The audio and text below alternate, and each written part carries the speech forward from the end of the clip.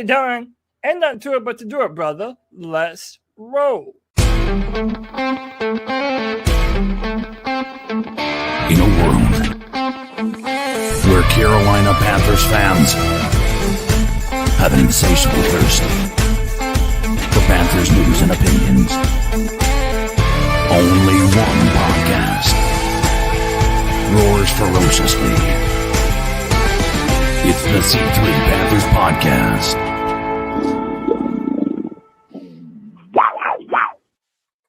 Tonight, we're deep diving into the aggressive blueprint laid out by Dan Morgan and Brandt Tillis during this pivotal free agency. We got some news for you. Not all of it's good. There's some sad news, some heartfelt news as we will band together as Panther fans in support of our Panther players. We've got some big-thighed quadzillas being signed as Dan Morgan's added Felipe Franks and A.J. Dillon in the back end of free agency. And we've got insight into those contracts and what's going on in the world of Panthers journalists stumbling, fumbling, and bumbling. Tonight's show, Aggression with Intention, Panthers free agency blueprint, Morgan and Tillis breakdown. Stick around for the C3 Panthers Podcast, the longest running Panthers podcast. My name's Tony Dunn. Every Tuesday night, we're live. We're not football experts, but we are expert football fans. Here's my co-host, CK. How you doing, my friend? Man, listen, just happy again, one more week to be here, just to talk about the Panthers. There might not be a lot of information or a lot of news to talk about tonight, but there's enough for us to be able to get a show out of it and continue our streak of Tuesday night shows that we've maintained, having a live show. But man, yeah, I mean, like I said, not all good, not all bad. It's a mixed bag, and some of that mixed bag has to do with maybe recapping the season with the blueprint that you were able to finally watch. Some of these press conferences, which I may have taken a little bit differently than other people, not necessarily in a positive light in some cases. But just happy to be here, man. Well, we'll try to make a burger out of a nothing burger tonight, and we'll keep you informed on what's going on behind the scenes or in the scenes when it comes to Brandt Tillis. But I mean, you get it's nice to see the front office up there separately, but sort of lockstep in their discussions. Like it felt like you're almost talking to the same person in a way. Yeah. In how they address many of the players and the acquisitions, or how they're dealing with these vague answers that aren't so vague. But you know what? Really, we've got a lot of insight from some of these conversations in the past. And I think that while on the face value, they do seem nothing-ish, they do give you the straight up plan is, hey, we're drafting BPA, baby. And we made a lot of moves to do it. And if you look at the Panthers blueprint and the way even Brandt Tillis addressed it in his press conference itself as a very prideful thing, is well put together. Yeah. Yes, is like it's high end production. And you know what? I don't want to compliment this too much. You're a freaking multi-billion-dollar organization. You better be able to put out the YouTube video or cinematography to keep up with it. But it was great. It was well produced, and it was nice to hear about Ice Bryce, and how some of this team is rallying around it and getting some excitement. And it really brought you back through the ups and downs of the season and some of the drama behind it. It's the C3 Panthers Podcast. My name's Tony Dunn. The number's 252-228-5098. Thanks for joining the show. Jump in the chat. Make sure you subscribe to the channel. Hit the thumbs up button. You can check us out on Spotify and iTunes. Do us a solid. Even if you're watching the show now, just go and download the show. A download helps us rise the rank. Leave a rating. And heck, sometimes I even put my own podcast, CK, on the background playing at 1.75 speed on mute. Well, I mean, listen, sometimes you just gotta fudge the numbers a little bit. I wasn't fudging the numbers. I mean, I got to do everything I can to keep this show rolling. I mean, it's a listen officially, Yeah, you're so. I mean, I already said it. I already heard it. Sometimes I make my kids listen to it. I mean, it's not like the ads aren't getting heard by less people because you're doing it. No. And by the way, it's 4 cents. It's a 4-cent ad goof or spoof or juice, should I say. Thanks for everybody in the chat. From Supreme Elita. Oh, what's up? Good. What's good, my brother? VR, the Hope Dealer, Panther Gal, John B. Jenkins, Jorge Marcelo. Let's see. Zach Altman, Harvey London. Man, we got some good heavy hitters in here. Happy Tuesday to you guys. And let's jump into tonight's show. Oh, by the way, look, shout out to John B. Jenkins. 43 months as a C3 super fan for just $1.99 a month. You can help support the show. Be a C3 super fan.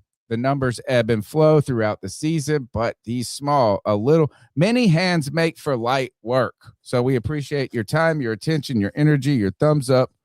And even when you become a super fan or even give a C3 super chat, we appreciate that at times. But let's start the show off kind of on a somber note and with heavy news, but we do discuss as much as we can about what's going on with the Carolina Panthers. Some sad news released. I saw it today. I think it was today. It just came out over the weekend.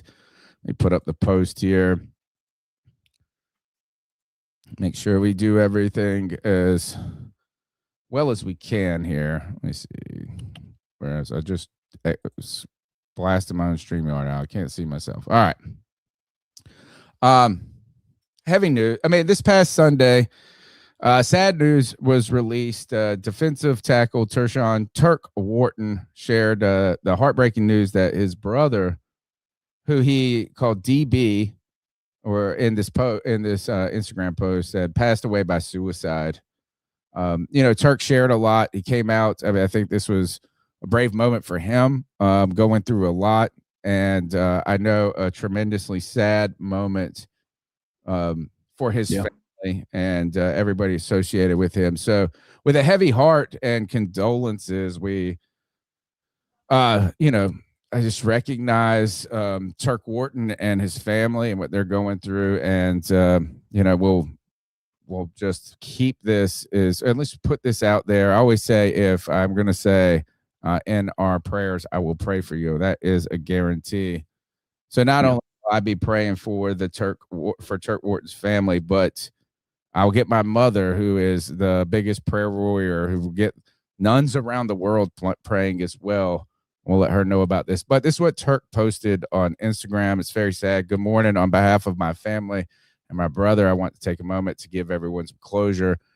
My brother passed away by suicide. This is one of the toughest pills we've ever had to swallow. Right now, we are making arrangements, and I will share that information with those he loved. I also want to say this: check on your people. Check on your strong friends, the ones who show up, the ones who give the most and ask for nothing. Everyone who knew DB knows he had a smile so big and a even bigger heart. My family and I truly appreciate everyone who has been reaching out, but I'm going to be honest, we're not okay, and this journey is just beginning. Mental health is real. Please understand it's okay to talk to someone. So, CK, sad news here. And all I really have to say is, I don't even know what to say. I guess this is what I think about is that the world's the world's tough, and people lots going on in people's lives and in their head and their hearts, and a lot of times people on the outside can put on the big smile. And there are things going on. So what I hope that we all can do is not only be interested and, send our condolences to Turk Wharton's family, but just care about, like he said, is to think about other people, even when it's inconvenient. Yes. Or when it doesn't seem like it's something is, if we just care. I mean, that's all we can do, I believe.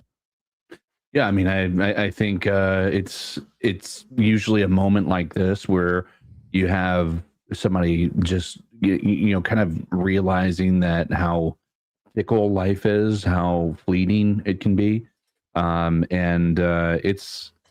it's a moment where it's unfortunately for Turk Wharton, it's never going to be something that just passes. It's not a season that they'll get over or anything like this. This is always going to be something they're going to have to look back on, and hopefully it's not only dread and sorrow that they feel, but they can remember the good things about their brother. And at the end of the day, man, it's he's not wrong. There's so many people who hold that stuff in, and it seems as though it's among the strongest, because men, I mean, it's not something that it's not only men. I'm fully aware of that, but I can only speak from a man's perspective, and that is, it's not always easy to be honest. Not saying that you're lying to people, but it's vulnerable to be vulnerable. And I think that's unfortunate that it gets to a point where you have to have that conversation with somebody, and not because I think a lot of people believe the world will be better without them, and it's not going to change unless people actually have that conversation and they feel like they're needed more than they are, than they believe they are, at least. So, man, it's a sad situation. I certainly, I hate to hear it, and like you said, certainly prayers going out for his family at this point. Well, it's easier to say I'm fine, right? Mm-hmm. I always I kind of joke tongue in cheek with like whoever's bringing me out at the grocery store and they say, "How you doing?" I'd be like, fine is the answer we're all looking for, right? Is so it is difficult to be is to let your guard down and things like that. Because this is a Panthers play, we're focused on the team and football all the time. One thing that this made me think about, though, as we think about, just the heavy emotions that go along with the family, is that we get so caught. I mean, as fans or anything in life, we're single-minded on what we're interested in. Yep. And, we're interested in what's going on with the team, what the signings are, how this is. It's wild to think is that, and this is for everybody in every profession. I mean, even when I was like going through like my divorce and stuff like this, is like you're managing your life and your work and your all of this. Yeah.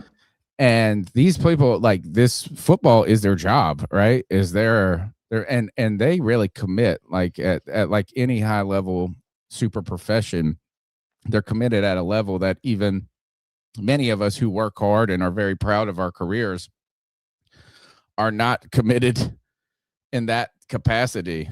I don't, I'm really proud of what I do for a living, what I give in my profession, but I don't believe I'm committed in the capacity and at the level that maybe the highest of, surgeons or, there's the elite of the elite are. And then going through all of this and doing your job and it working every day, the same things going on, right? The season's going on, the games are going on, the players are going, and then your real life is in the background too. Yeah. Juggling these different things. I don't know. This is so look, I don't want to adjacent this story to this one. So if you're, reach out to a friend if you can. And more importantly, I know it's going to be tough if someone's going through this, is we have to be aware of what the people that we love and care about. We have to continue to be interested in people. So I'll leave it at that. This is an adjacent story. So we're putting that one aside because I don't want it to be tied to this. Did you see the Ryan Khalil? No, what in the world? I don't know how, like, the super details of all of this here. Let me just Google it. So I'll just tell you this is but then again, I guess I was just trying to segue with this is like there's life in the background. Yeah. Right. I read this. Let me see.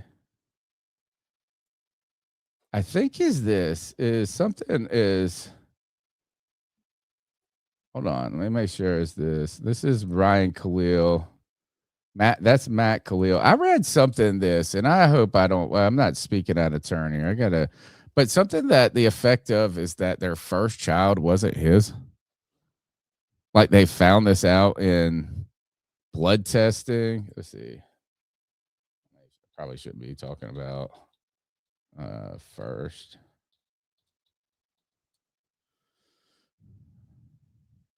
Maybe I see. I'm always worried if I'm reading this stuff and it's fake, right? So I don't know. I just read this is that something is that that potentially that their child wasn't theirs or anyway. So I'm not going to get into that because I don't want to say something that's inaccurate. But I was just thinking, man, it's like that's an example of life going on in the background. So.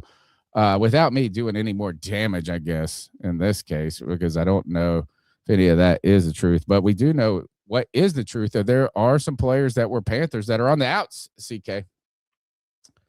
Yeah. Andy Dalton's era is over.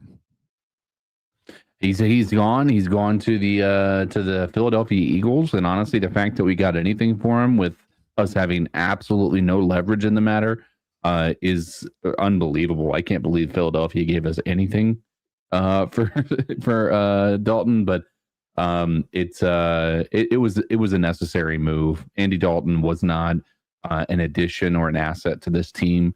When he did step in, it was horrendous last year, and I don't think that he's getting better. Now we'll see. I mean, he may have an opportunity if there's ever like anything that happens there in Philadelphia with Jalen Hurts to go out there and get a start. But I'm more shocked that they actually put draft capital in taking a quarterback that probably is on the verge of deciding whether he's going to actually retire or not. But we'll see, man. I think it was a necessary move, and I'm just happy that Dan got something for him. 2027 7th round pick for Andy Dalton, who is headed to Philadelphia, which makes Bryce number one, and Kenny Pickett now the backup. And they were asked, I think it was, I can't remember if it was Tillis or Morgan. I think it was Tillis that was asked.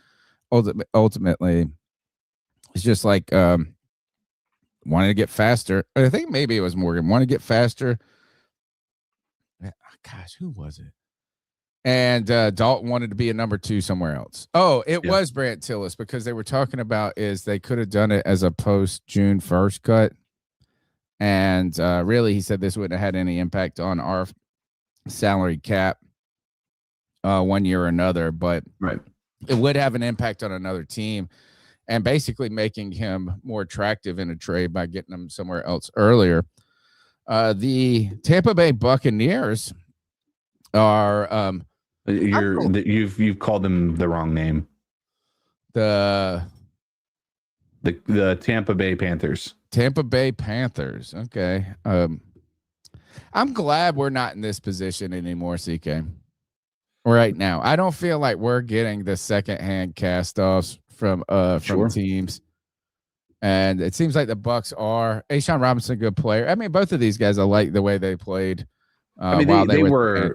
They were contributing to our team not being completely horrible last year on the defense, but they were.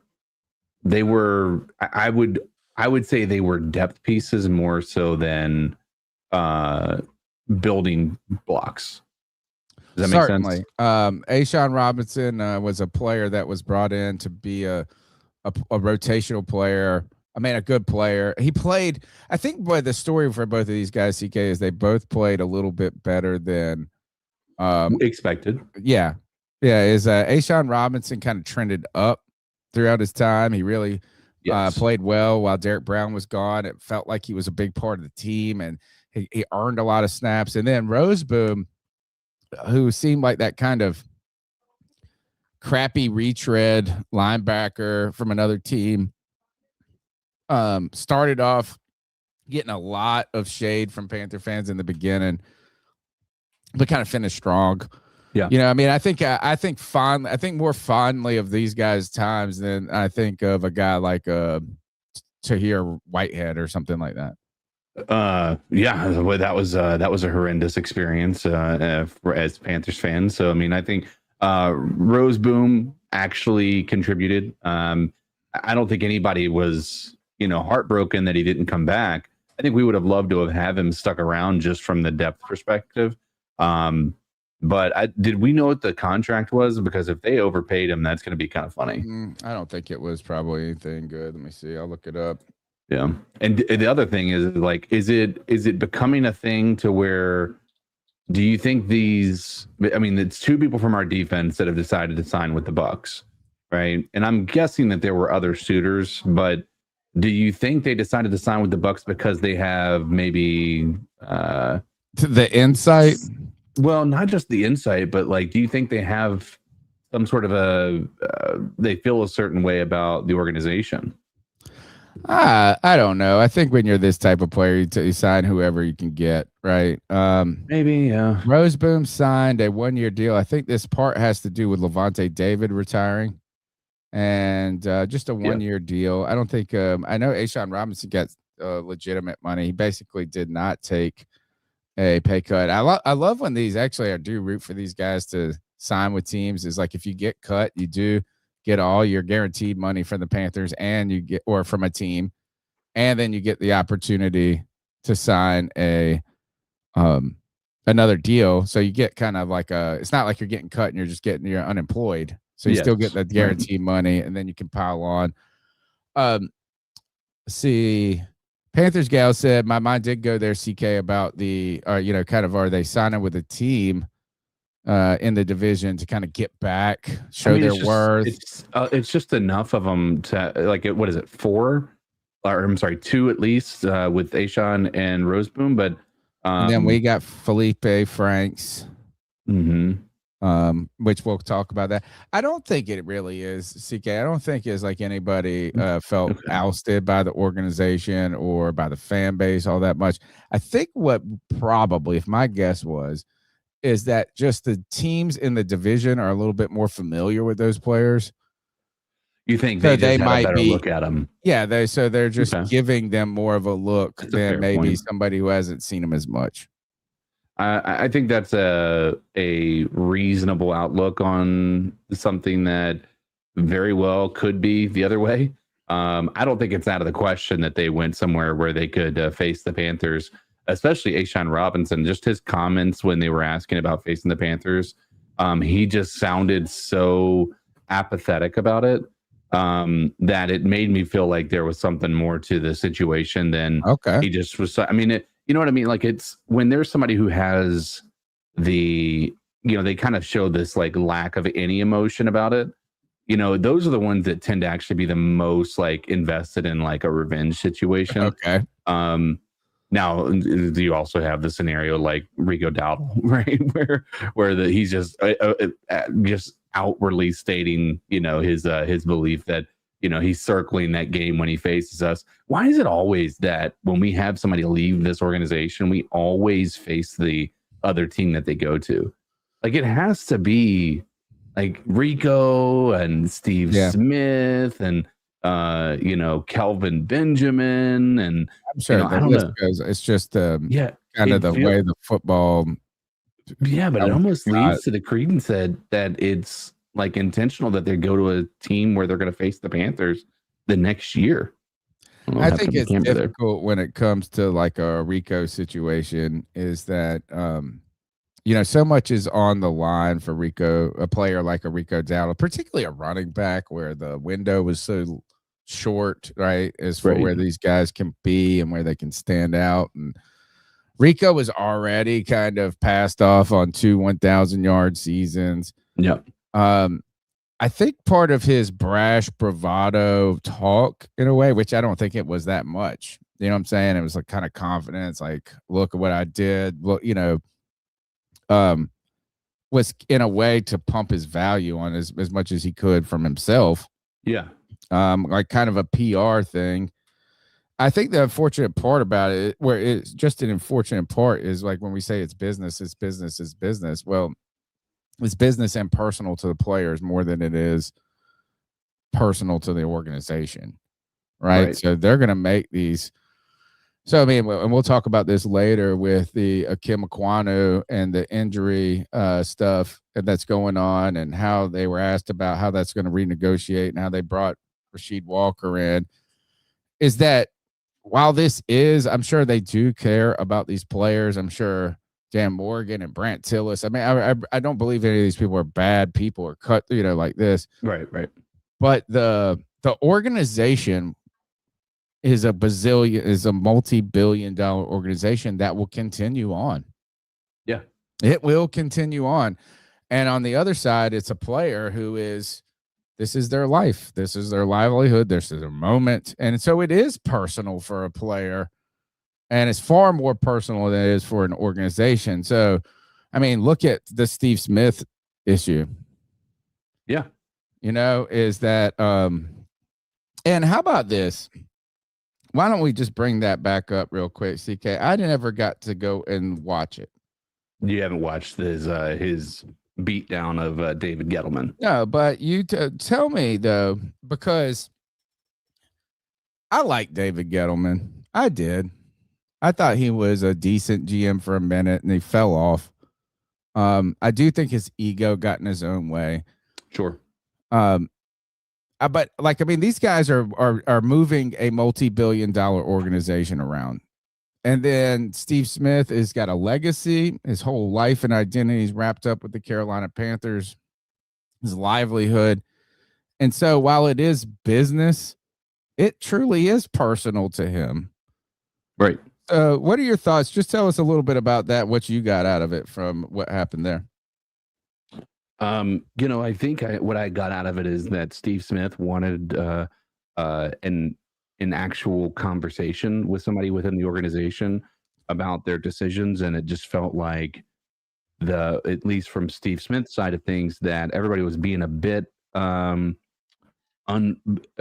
too much. I'm trying to get the right way to put it.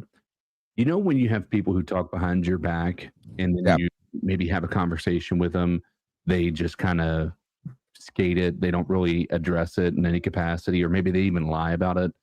Like, it feels like Steve Smith looked at Dave Gettleman, maybe was approaching things from that perspective. He would rather just not deal with it, sweep it under the rug, hope it.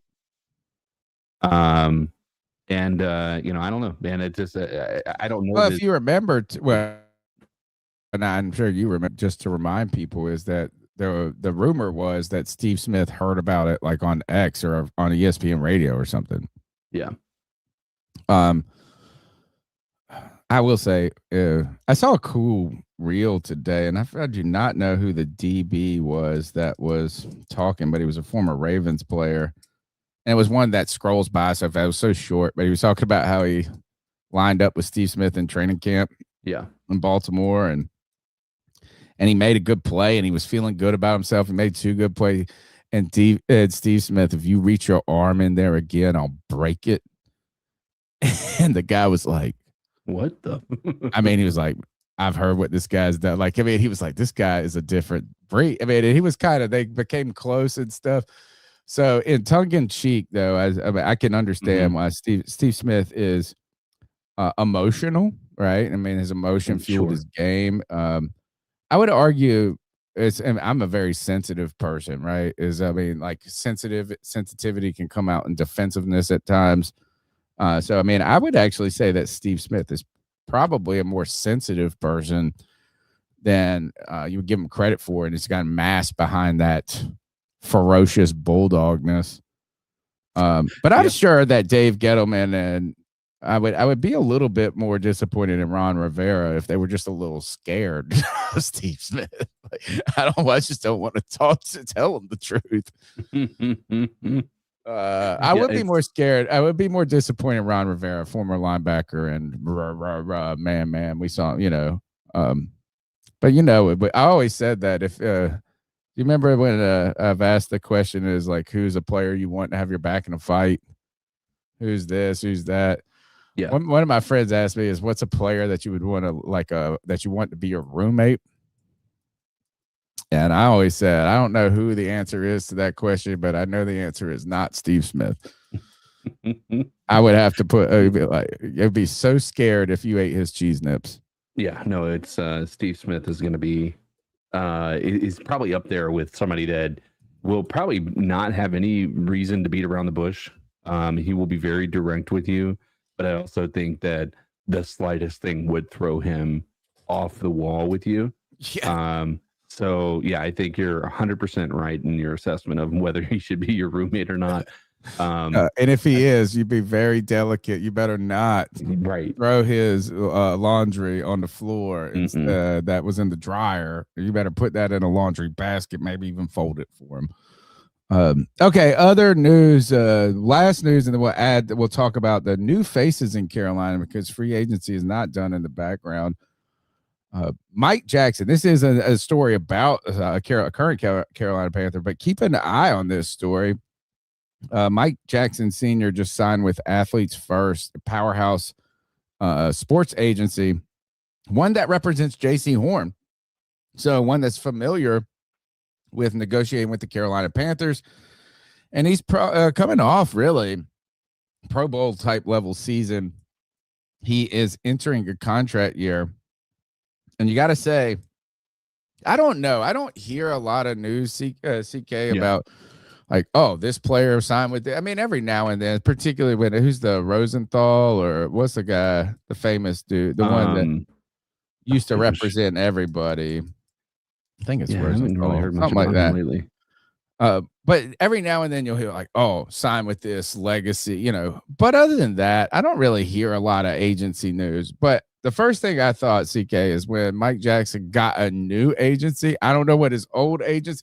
He probably was like this.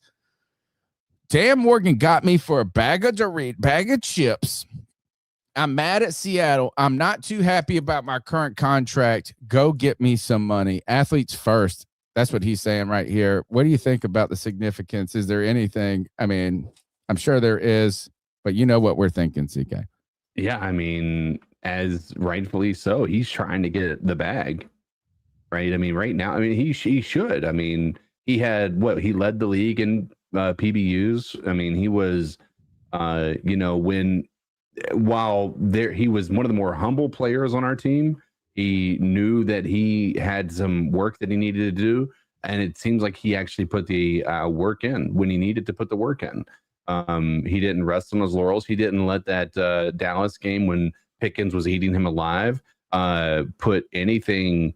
It didn't put a damper on his preparedness. He took that as fuel, and he got better throughout the year. And he's to what we've talked about constantly, all last year.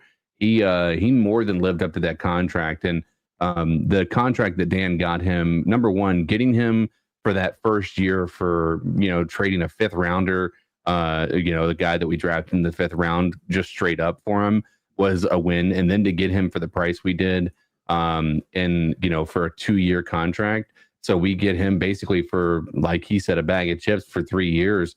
And he's been one of probably the most productive defensive backs in the NFL this past 2 years. I mean, I agree. I tend to believe that he's probably of the mind that he's ready to get his money, and he's not wrong for it. I wouldn't be shocked if he held out. That's entering into those kind of areas right now. Now, my question for you, Tone, and I think this is important. Let's say we know that he's going to garner, like, even if we didn't sign him, he's going to get a lot of money, right? In free agency next year. Do we possibly, knowing that we're not going to be able to bring him back potentially next year, do we go the route of trading him now before the draft? I don't think you should, right? I think you got to get a sense of what would it take for you to trade will him? Happen. I think this is what it would take for me to trade him would be if he was going to hold out and you really truly couldn't do something to get it done. Yeah. Like, what is the urgency for Mike Jackson and his deal? And to be and the Panthers don't want to hear this, and fans, we don't want this to happen, but I don't think it would be the wrong move for him to do it. I don't disagree. I mean, I've never been a big fan of the holding out aspect of things. The point of the contract is that you sign the contract, and then you try to outperform the contract so your next contract is of value, right? I've never been a big fan of the holdout, even though it's worked in the past. The only thing I would say makes sense in the holdout for me would be like if it were like this dude is on a rookie contract and he's year 2 of his rookie contract and he is already like the best player in the entire league. In those circumstances, it maybe makes a little more sense to me. But I think you hurt yourself more than you help yourself as a player by doing the holdout, because how often do those players have a good, and I mean, again, you might be able to point to a couple of times, I don't know, but you look at the Micah Parsons, he held out, got a trade, he went to Green Bay, got hurt, right? You have a lot of them, man. You talk about Le'Veon Bell. He did the hold it out thing, and his career ended very quickly after that. Right. I mean, there's so many players that I feel like that have gone the route of the of holding out, and it's just not ended positively for them. Right. And there might be some that people can point to that they have, but I can't personally point to any.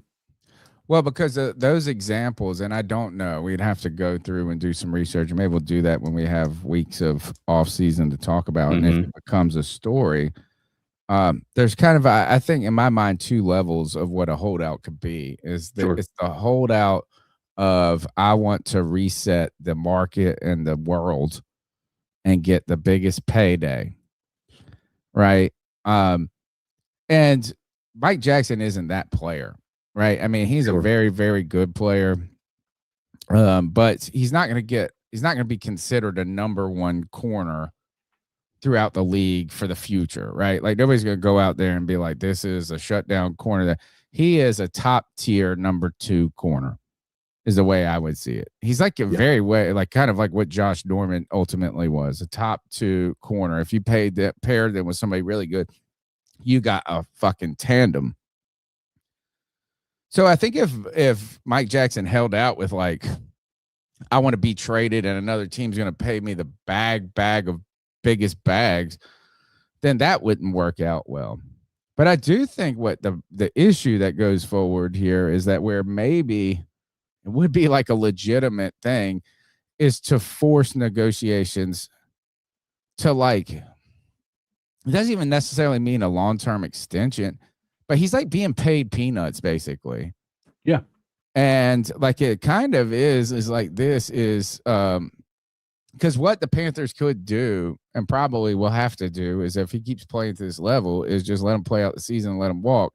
Somebody else is going to pay him. He runs all the risk of injury. They get this discount player. If I was Mike Jackson, I would be interested in saying, like, how could we negotiate in good faith, like a restructure to my contract to where I could still hit free agency, but you at least give me more than the fucking punter or whoever. I mean, you know what I'm saying? Like, I don't know, I do think that, and I think Mike Jackson does. I think the real reason that it might trying to force the hand of contract negotiations, and I don't know if that means that a trade has to happen, but like, his stock is going to be arguably at an all-time high right now. Like, it could get better, right? Like, but if he had the same season he had this year, next year, I mean, that's going to be really good, but you also run an incredible risk of his play deteriorating or injury happening. There's a lot of risk. Good. I mean, so here's the thing. What if he outperforms his contract at the end of the year? We have the option to franchise tag him. All right. And you know, then you go that route, and maybe he plays one more year with us. And if he doesn't do well, then we have another opportunity to sign him at a discount potentially because of not performing well. Or maybe we hope that he doesn't perform necessarily to the same level that he did last year, to where we can get him on a team friendly deal again. I don't know. I don't know what the right answer is there, but part of me does think that the answer is to trade him while his value is at the highest that it's ever been. He is getting paid a base salary this year of $4.2 million, a prorated signing bonus, $6 million. Two. So he's at 6.2 million, 6.7 million. He could get $1 million bonus. But I don't know what that bonus is. It just says he could other bonus. So he might be upwards at 7 million. Yeah, maybe the number is good enough for him right now to just go out there and say, let me go and play and get the big money. Yeah.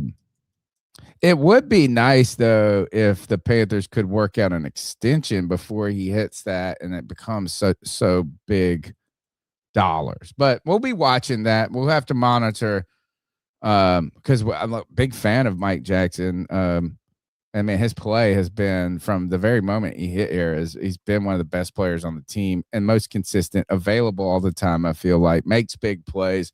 In fact, the only time I've ever been disappointed was when that one time where he didn't run back that pick six, and like he got gassed or something. I don't know what it was. Yeah, he got tackled by somebody he shouldn't have gotten tackled by. Yeah. I was like, that was the only time I've been disappointed. I mean, there's been some moments and some gaffes, of course, but he's really been a nice number two.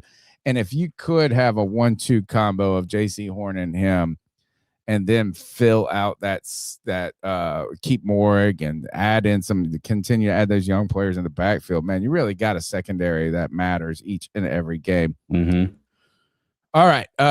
While those are some of the stories that are on the outs, players leaving, players flirting, there are some new faces in Carolina, CK.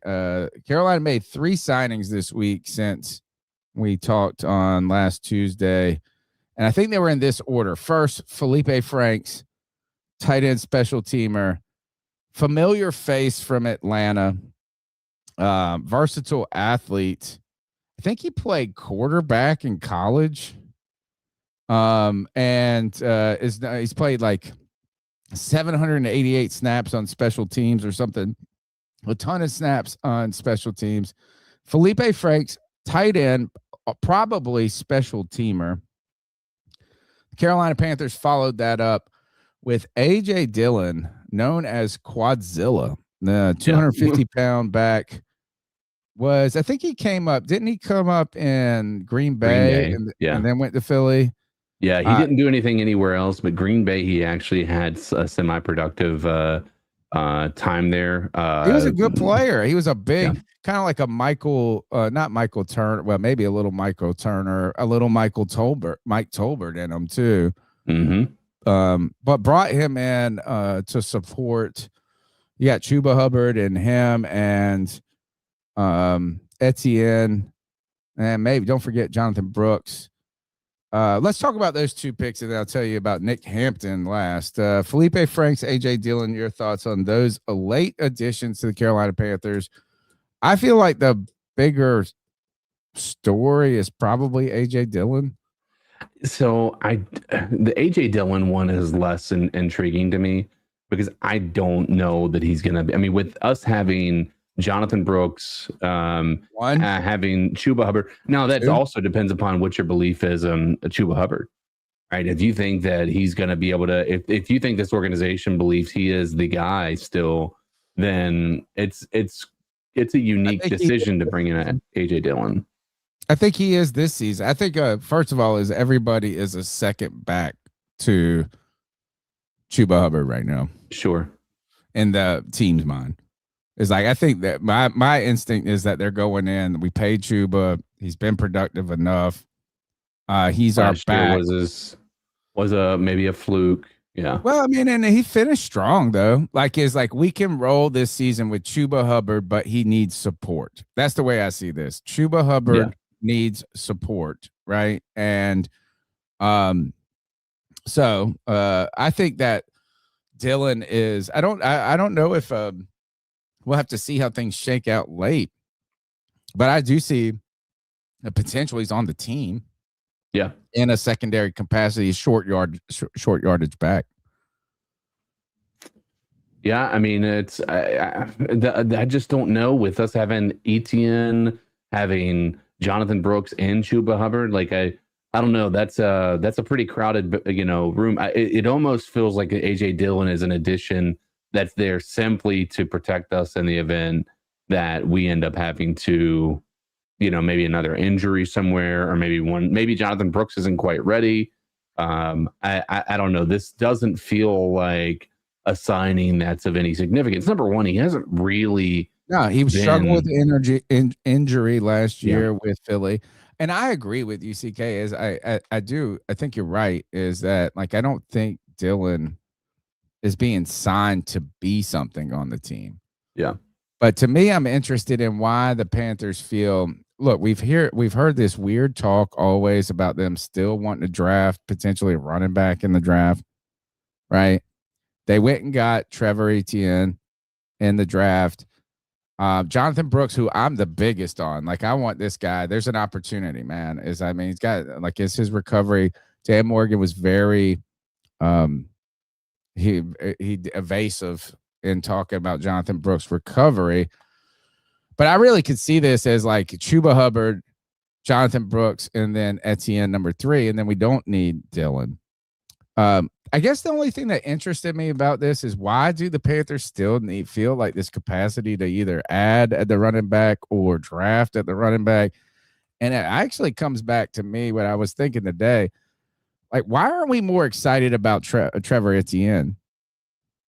Is like a younger player in the developmental role. Like, I just feel like couldn't we just roll into the season Chuba Hubbard and Etienne, and then hoping Jonathan Brooks was a guy, but they're still adding bodies, and there's still this weird talk in the background about are the Panthers still looking for a back somewhere? Yeah, I mean, I don't know. It feels like that plus the wide receiver room, and I don't know. They've got a lot of names in both of those areas. I don't know if. I just don't know if these are just depth pieces or what. But I think the Jonathan Brooks, the AJ Dillon news is just, it's not exciting to me because I really don't know that he's going to be on the team come the beginning of the year. Some reason they felt like it was just good to have another person in the room. Sure. I think, I don't think it's a miscalculation. I think they probably should be cautious in how they are approaching this and making sure that they have multiple people. I mean, how many times have we seen running backs get hurt in preseason or in the early on in the NFL season? I mean, some of these guys are going to end up being on the practice squad. I'll be interested to see if Mechie can have a breakout season this year. If anything, that's more intriguing than the AJ Dillon signing. Yeah. All right. Well, tell me why, because Dan Morgan was asked about this and if he consulted Bryce Young on this.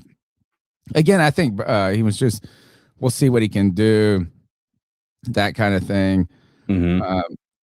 Why do you think the Mechie? Because I agree with you. Like, I think that AJ Dillon is a nothing non-addition for him. I'm just wondering what it tells us about the room, I guess, is what I continue to think about.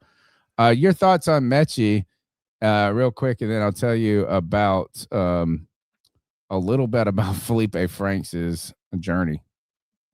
So Mechie is interesting to me because of the connection to Bryce, number one.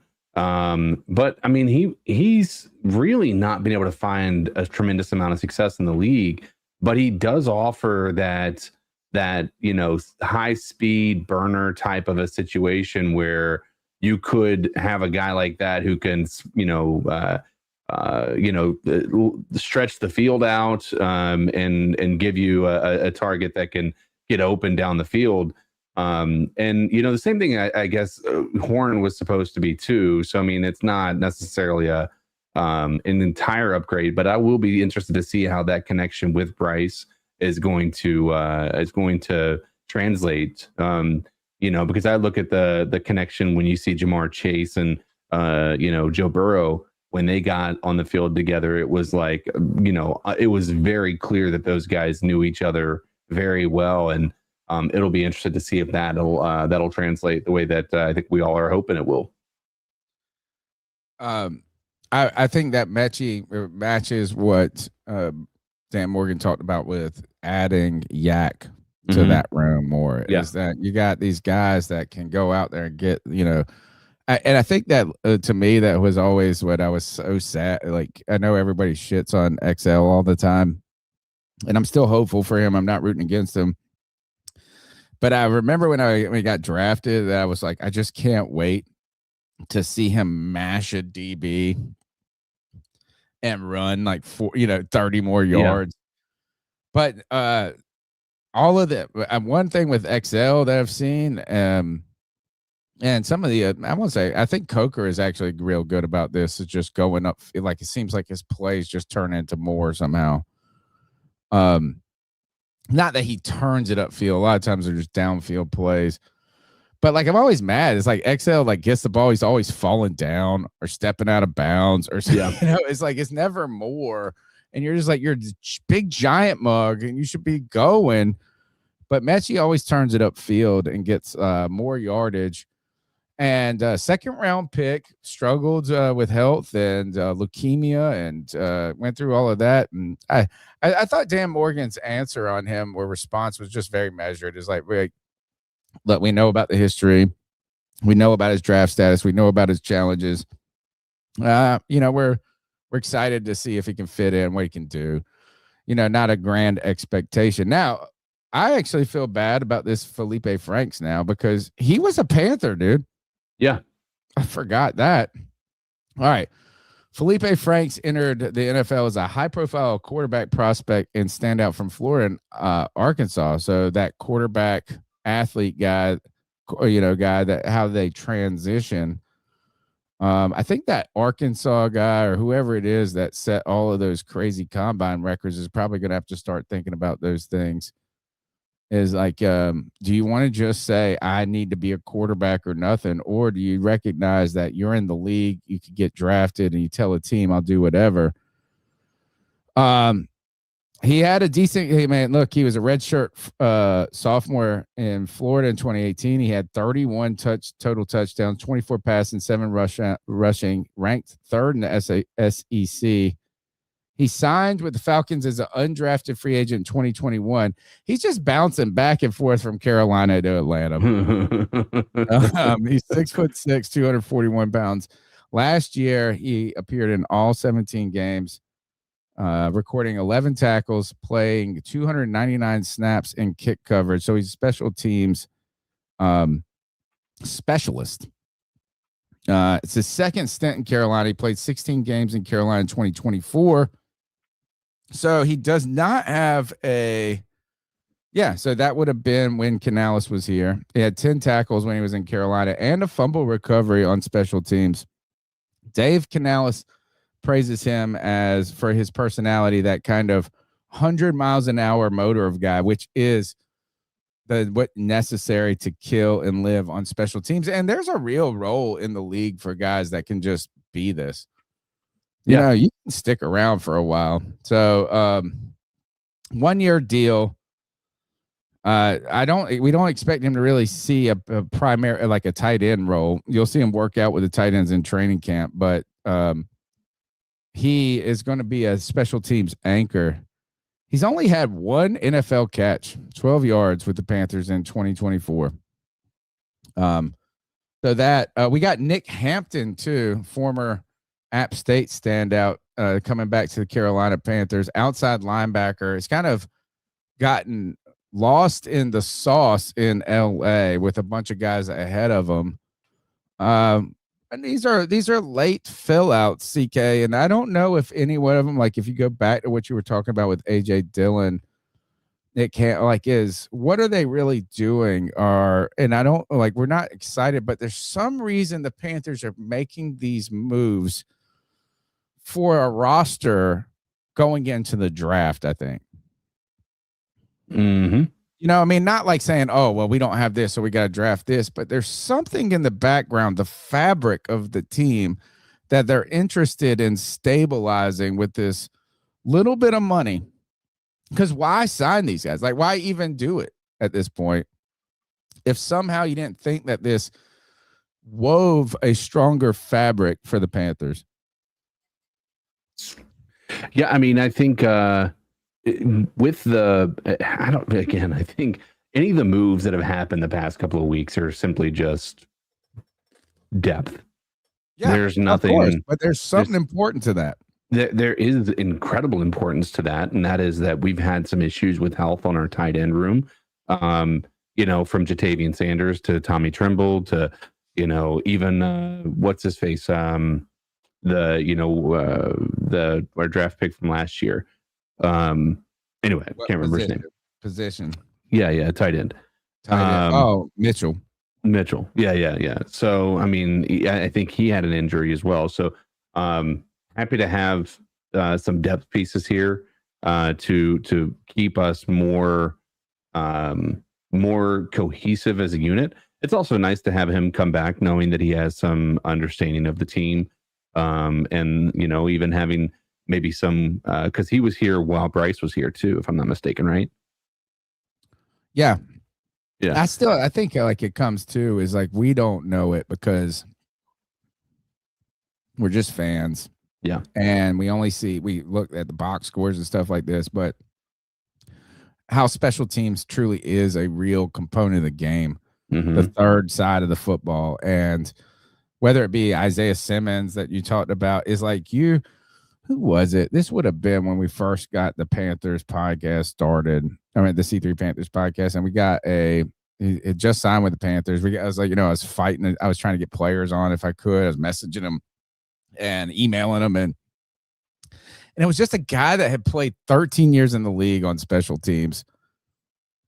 And he just made a living that way. And so it is an important component. And I think that that's something that as fans that we have a hard time like, oh, well, these guys are doing this all the time. But you need these guys that are like specialists on that side of the football. Yeah, I mean, I'm not going to fault the front office for bringing a guy in that, I think he played well on special teams for us too. Yeah. So to be able to have him come in and be able to actually contribute immediately, and I think there were some bright spots on our special teams, but I think our special teams as a whole left some things to be desired last year. So it'll be interesting to see his placement on this team if he ends up making the team. I don't know. I think he's going to end up being a special teams. Yeah, he's a gunner. He's a gunner. Yeah. He's a guy that, and I think that you have to have players that do that. You do. And you would like them to be able to do more than just the special teams. And I think Franks has, showed up in the offense from time to time. It may not be one catch in the NFL, CK. One. Is he really? Okay. Just one. I was trying to remember, and I'm like 12 yards with the Carolina Panthers. His whole career, one NFL catch. It was a great catch though. Yeah, it was actually. I do remember. 299 snaps. So I mean, he was out there. They were using him somewhere. All right, we're going to come back in just a moment. We've got Rasheed Walker, a very important addition for the Carolina Panthers. Just found out that he was arrested in January. We'll talk about if that has anything to do. Dan Morgan was asked about it. That he said nothing about it. I just found out about it. But we've got ahead. We are going to look at the Dan Morgan press conference, the Brandt Tillis press conference, and what that tells us about the intention, this aggression with intentions, Panthers free agency blueprint. But before we do that, we want to get you involved in the show. We want to get your calls in here. The number is 252-228-5098. Let's take some cat calls, CK. See what the listeners got to say. I know we got the regular heavy hitters, but if you're listening right now, there's time to get in the show. The number's 252-228-5098. I even just put it up there for you guys. Love to hear your thoughts on I'm with CK. I think we're all together. We're not incredibly thinking that AJ Dillon is a big answer for the Carolina Panthers, but what does it tell us about the fabric of the team. What do you guys think about Jonathan Brooks? I think Jonathan Brooks is ready to be a star. Ready to be a star. Here he comes. That's what I think. I know not everybody feels that way. Let's get to these catcalls. So what are your thoughts on catcalling? Yeah, it's pretty. You shouldn't do that to somebody. And how did that make you feel? Very uncomfortable. So how do you think catcalling makes the person feel? It feels good, like. Who's that cat sitting in the back corner with his face buried in his nose? Who's that kid that can use one? Yo, what's up, C3? It's Anthony from Charlotte. Hope you boys are having a good Tuesday, man. I didn't call in last week, but just wanted to see how you guys were doing and, give my thoughts this week. Free agency is, pretty much all but over. The first two major waves of it are. We all know what the Panthers did, just phenomenal. I'm not going to go too much into it. I will say, though, first point, I was listening to Devin Lloyd on Sirius XM and just him talking about the position and just how wired and similar he feels to Dan Morgan. Like, it just feels so good being able to have something that doesn't need to be sold to players anymore, and people can kind of see this young ascending team. We've come a long way, man. We definitely deserve this part of where this team's heading. And you just look at around the division and, the Saints got better on offense, but they also lost 3 of their 4 best defensive players, which is huge for us. The Bucks, they lost Evans, Levante David, Jamel Dean. And it's funny seeing other teams pick up the scraps that weren't good enough to stay on this roster. Guys like Christian Roseboom and Ashawn Robinson. So it all feels great, man. And, I kind of wanted to just touch a little bit on what Brandt Tillis was talking about today in his press conference. And what I've been preaching for a long time is the way to get back on track as an organization is to do things that good organizations do. And Brandt was talking about where this Panthers team is currently in this whole cycle of what we're building towards. And he says we're between building and contending, and we're trying to get to sustained. And sustained is where the Chiefs ultimately have been. Last year was a down year, but where you've had all this success, what it takes to get there. And it just feels so good seeing an organization follow a plan from a good organization. And, he touched on Bryce contract and Icky and all that, and these free agents, and how you don't want to bring in, if you want a free agent, like, you got to get them on long-term deals. You don't want one-term deals, which is what we were doing for so long. And that's what happens when you can't convince players to come here. But just overall, man, the vision of this organization is so aligned, and there's a plan going forward, man. And it just feels so good to have trust in who's running the organization for once. So give me your thoughts. And in terms of, Thanks, Ant, for the call. CK, I mentioned earlier, it felt like when I watched the Dan Morgan press conference, which I think was yesterday, maybe. I think it was a couple of days ago, actually. Yeah, man, it was. There was a break between the two, and then I saw the Brandt Tillis. It really felt like, it didn't feel like it's like somebody was reading from a cue card by any means. It didn't feel like, but it really felt like they were kind of speaking a similar language. Now, when it comes to the deals, and we'll talk about this later as we get into it. But this is good enough time as any to talk about it. But I think it was Brandt Tillis was asked about Jaylen Phillips deal and like kind of the nuance of like what it is. They were asked about the 1-year contracts and stuff. And one of the things that Brandt Tillis talked about is like kind of staying on a 4-year structure. Yeah. Like, is that he liked. And I think that's what he meant when he said P5, right? Is like the P5. I'm guessing that means a 5-year contract. But it's like what he talked about was a consistency of like I think what he was implying was that, and Dan Morgan talked about this, is when they were asked him about Jaylen Phillips and the injuries. is that there's a risk with every player and every contract, right?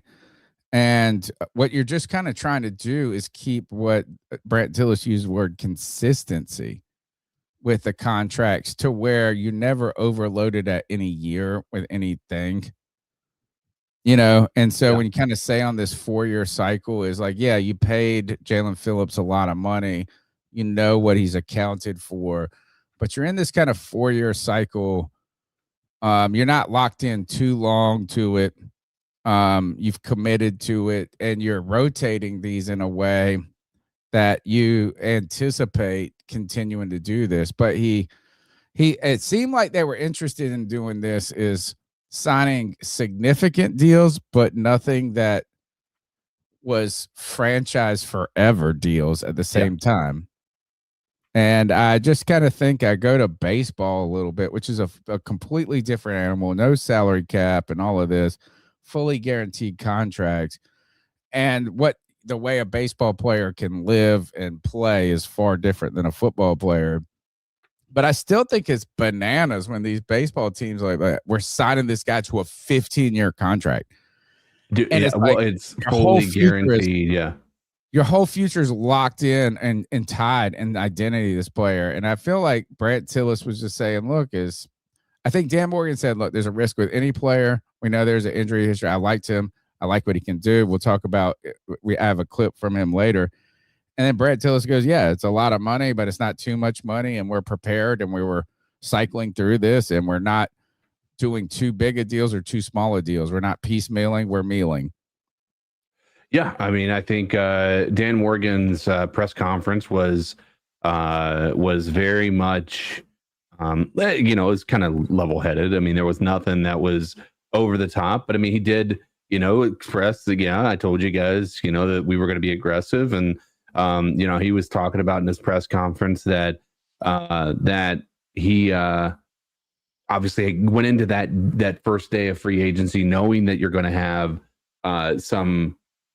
I'm trying to think of the right way he worded it, or some anxiety because you are going up against 31 other teams. But it didn't feel like we reached for any of those guys. The Jaylen Phillips maybe a little bit, but I think Dan gamble, I guess, right. On paper.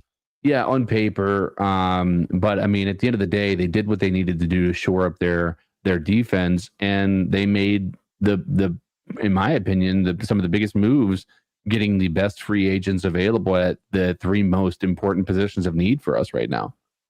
I mean, it's in his press conference, it wasn't like illuminating. It was like, hey, we got what we needed to.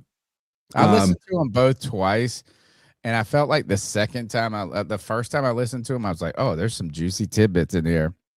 And then the second time you're like, I was like, this is, I'm like trying to clip some stuff. I was like, what am I actually going to clip that isn't just clipping the clip? But all right, here's one thing. This is like, let's channel our inner Cody Lashney here. What do you think about both of these guys just praising David Tepper out the gate every time? I don't know if I ever remember press conferences where it's like, I just love my owner so much. He's such a great guy. He supports us. We work so good together. Now let's take the question. It feels like it feels like it's in their contract. It's kind of, I think it's probably real in a way, right? Like, I think that Tepper might not be big of a douche as we think or thought. I don't know what I think about him. I don't really care. I have no connection or have any way to identify with people that are on a show that could be called Billions. Right. Yeah. Like, I mean, I don't know what it's like but it does. I don't think it's pandering, but I do think it's pandering. Like, I almost feel like it's like we need to create a new narrative that David Tepper is not Jerry Jones, that David Tepper it's like the PR guy is like, look, but both of them start out with, it's just a pleasure and a joy. It's so easy to work with David Tepper. You're right. It is every time too. Like, it's so noticeable. Me, right at the beginning. It's like we got to get it out of the way. I It's love like the fact that you're bringing it up because I've thought this, but never once spoken about it. But now that you're bringing it up, I'm like, okay, I'm glad I'm not the only person that has experienced this the unnatural way that just comes across when that happens. It's sincerely not. It feels just. Or maybe it is, CK. Maybe it is natural in that you this is that not natural as in honest, like straight honest, like is, but sometimes you know where your bread's buttered, right? You know, is I know that where I work at is I'm ultimately I'm significant in a way, but insignificant. And there are people that are the powers that like control and like it's better to say you look good in that dress or not physically. I'm not saying a physical compliment, but it's like it's better to lead like with a little honey than a little vinegar in a way to people that like what's wrong with just saying look is like hey David, like we're doing great here. I mean, I'm just starting to think is that it does feel like it's every time that it's getting that way. Certainly. It's like before you guys ask anything, I just want to remind us that we got the best billionaire owner in the world. Yeah. It's important you guys know why I'm here. Yeah. And, but I feel great about my job. I'm in full control of it. I mean, I think it's smart, like it's smart to be nice to people that like it's kind of like my kids. It's like the nicer you are and the more respectful you are, like the better outcomes they get. Right. Like, so there's no need for him to create a antagonist relationship with David Tepper. Right. Like sometimes you hear about GMs and assistant GMs and owners having different, like you do want to be like, yo, the owner, like, but I just thought about that I thought it was funny. It's like the greatest thing to do is we work together. But you know what's even greater than working with Brandt? It's working with David Tepper. Let's take the next call. The number is 252-228-5098. Oh, it's Ant. What's up, C3? I got cut off, but I did want to touch on the draft for a second. And, in terms of leading into the draft, like, this is what you want. You want your organization to be in a position to take best player available. Teams that take needs are usually teams that have 1 to 2 holes to fill, like the Los Angeles Rams, but they go and do that through free agency and via trade, right? But everything about this organization right now is just exactly how you would want it envisioned as a fan. From the days of being sold things that never came to fruition, and everyone's on the same page here, man. And there's no rush to extend our quarterback or do anything out of touch or too fast, and just the draft, right? I think this year fans have kind of understood the stance on which Dan Morgan has gone in the draft, and that's he's just going to take the best player available. So I just don't want fans to freak out if maybe they take an offensive player, whether it's a left tackle or a wide receiver or a tight end, whatever, because those are positions that are not available on the free market. Like, that's why it's easier to sign defensive players that are good. You just got to pay up because those guys are available. But these premium positions, you got to get them through trade or you got to draft them. So this draft, I feel like from a conception of the fan base is it feels like we're a lot more aligned on and open to what they are going to do. And I just feel like we're not going to be a surprise this year. So for the draft, for my take, I really don't have a favorite. I mean, I like the Sadiq kid. I'd be fine with O-line. If they like a defensive player, that's cool. All that's open to me, man. They've knocked it out of the park so far. And as I said in my last call, I trust the vision of this front office. I trust this front office. So I'm not going to freak out over anything. No, that was long. Thanks, C3. Keep motherfucking pounding. And thanks for the call, my man. It's going to be a great segue, but we got a couple of things planned before we get to it because I want to come back and talk about what he said. Don't be surprised or upset if the Panthers go offense in the draft, and I think that The Panthers are wide open. We got the one thing we come away from one of the press conference talks and what we've talked about, CK, with the addition, and this is a way we're going to segue to that, is the addition of Rasheed Walker to the Carolina Panthers in free agency in lieu of a Kim Aquanu injury, and we'll get into that a little more when we talk about the press conference, because we don't want to like put the cart before the horse, but a lot of questions asked by Joe Person about Kim Aquanu in that press conference.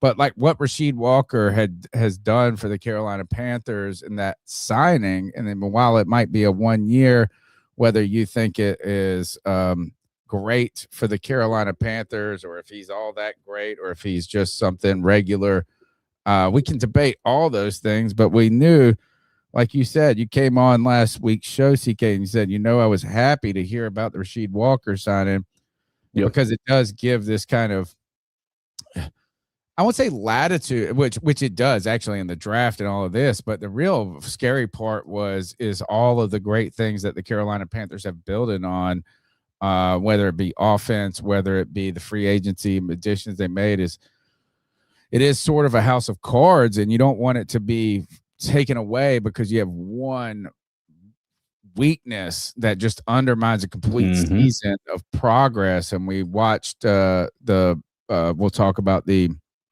blueprint episode and the excitement surrounding that, and you don't want to see that ascension to be negated just because of not because of one player, one injury, but just one issue. But Rasheed Walker, to me, this was the moment.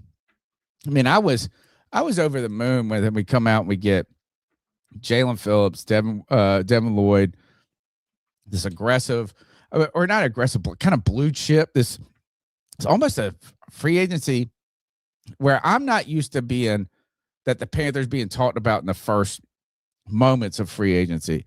I'm not talking about, man, I was excited. It's like, oh, I like these names. I like this. Oh, the money. And people are getting upset about the money. I don't give a fuck about the money. I was like, oh, these names, what's it going to do for the team? But then I'm sitting here going, oh, all of this is happening. What is the offensive line looking like? And then that Rasheed Walker, top offensive line free agent prospect, signed for a 1 year deal. I saw some stupid numbers later that somebody said it could be even less than that for $10 million. Very excited about this pick, and I think it's going to work out. I think it's going to be great. And I think this is probably a nothing burger story. But I saw it pop up. Rasheed Walker was arrested in January. So I don't know if this had any effect or influence on his ability or capacity to negotiate as a free agent. It says, due to a legal misunderstanding regarding firearm transport. So I like to see that, where it just seems like as we didn't crossed on the wording and the process of something. He was arrested in LaGuardia Airport, New York. He was taken into custody after voluntarily disclosing to a Delta Airlines employee that he was traveling with a firearm in his checked luggage. That's good. He's charged with 2 counts of second-degree criminal possession of a weapon. I will say I don't know about anything, but in New York you can't have like anything. And there's no carry, but it was checked. Yeah.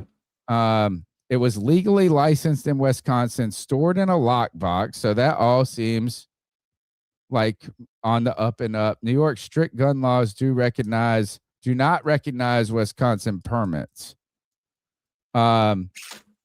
His attorney says he was mistakenly believed that he was compliant. It sounds like to me, and I did hear that they believe this is going to be dismissed. And I also, even if it's not dismissed, I don't feel like this is something the league is going to take action on.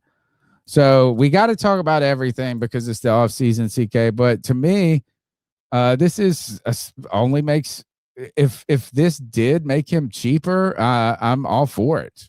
I'm glad he was packing in his carry-on. Yeah, I think I am not opposed to that mindset, but I also, even with that, I don't think that had much to do with his how affordable he was. I think it's that even in Green Bay, he was not like they continued to try to replace him from like basically year one. And he just kept on beating guys out. It wasn't like they never valued him very high. And I wonder why that is. Jordan Love's getting crushed. Yeah, we'll see. We'll see how it goes this year for sure. But I think it's fair to say that he was, as they say, the best available tackle. And it was a fantastic decision for both parties because it does open up an opportunity for him to be able to do a prove it thing this year with an offensive line that's pretty well established. And then in addition, we were able to essentially know what we're going into by the end of the year about whether who we're moving forward with. I talked about it last week. I think this is a great move, not just for this year, but for the future of that left tackle position as to whether we're going Icky or if we're going to dip back into the draft next year. Would you say he was well packed well, or yeah, all right. Is he well packed or packed well? I thought I had one more coming in. The hole is I feel like all I could see is him in his a nice suitcase with his, what are those little bags you put all your clothes or your packing totes or whatever. He was well packed. He's packing well. And now he's packing out of the Packers and coming into Carolina to help Bryce Young. I think this is going to go down. And I'm not saying that he's going to be the best fucking left tackle in the history of the world. What I am saying is I think this might be the most important move that the Carolina Panthers made in the offseason for their real success in lieu of so many things. And we'll talk about that. Let's get another call. Let's go to the Hope Dealer. CK, Tony Dunn, the C3 Legion. What up, everybody? It's the Hope Dealer checking in real quick. Happy Tuesday. Happy Tuesday. Happy Tuesday, man. I just wanted to reach out to you all, man, just to thank y'all so much, man. Thank y'all, CK, Tony Dunn, Cody Lack, and Greg for continuing this podcast, man, in some capacity. This is a great place, and I just wanted to challenge us all to think back how far we've come. I think about the 2-15 season, man, and, Bryce's first year. And even before that, how much our Panthers struggled, and to see the continuity, man, of the coaching staff and to see what Dan Morgan is doing. But not only that, man, to see the consistency of the C3 Legion, to see people still chiming in, even with football over, even years of having losing records, yet, everybody still continues the consistency of the hope for a better future for tomorrow. I'm just so excited, y'all, just to see all these free agent acquisitions. I can't wait for the draft. I'm really excited. And I just want y'all to know, man, from the bottom of my heart, man, I appreciate this community, man. I did have one quick question. When it comes to the draft, I know we've been talking as far as who to draft, if they should look at a certain player. Do y'all think that we should still go best player available? But anyway, man, it's the Hope Dealer, man. Love you all. Everybody, keep pounding. Thank you so much, man. We appreciate you. And I want to thank you for not only your weekly support, but just being a good friend and not a supporter of the podcast, but a friend of us, right? A friend of the people that we hang out with and we talk about. Find somebody that loves you like we all love the Carolina Panthers. That's like kind of the advice you give to your little girls as they go and find a man in their life or a woman in their life or your boy, is and I have never been, CK, one of those people that like shits on the bandwagoner, right? Like Yeah, I I don't agree. need to talk junk about people that are fair weather fans to make myself feel better. I just know that like part of this is like we've committed. Once I said we're the longest running Panthers podcast, then I was like, we got to stick to it.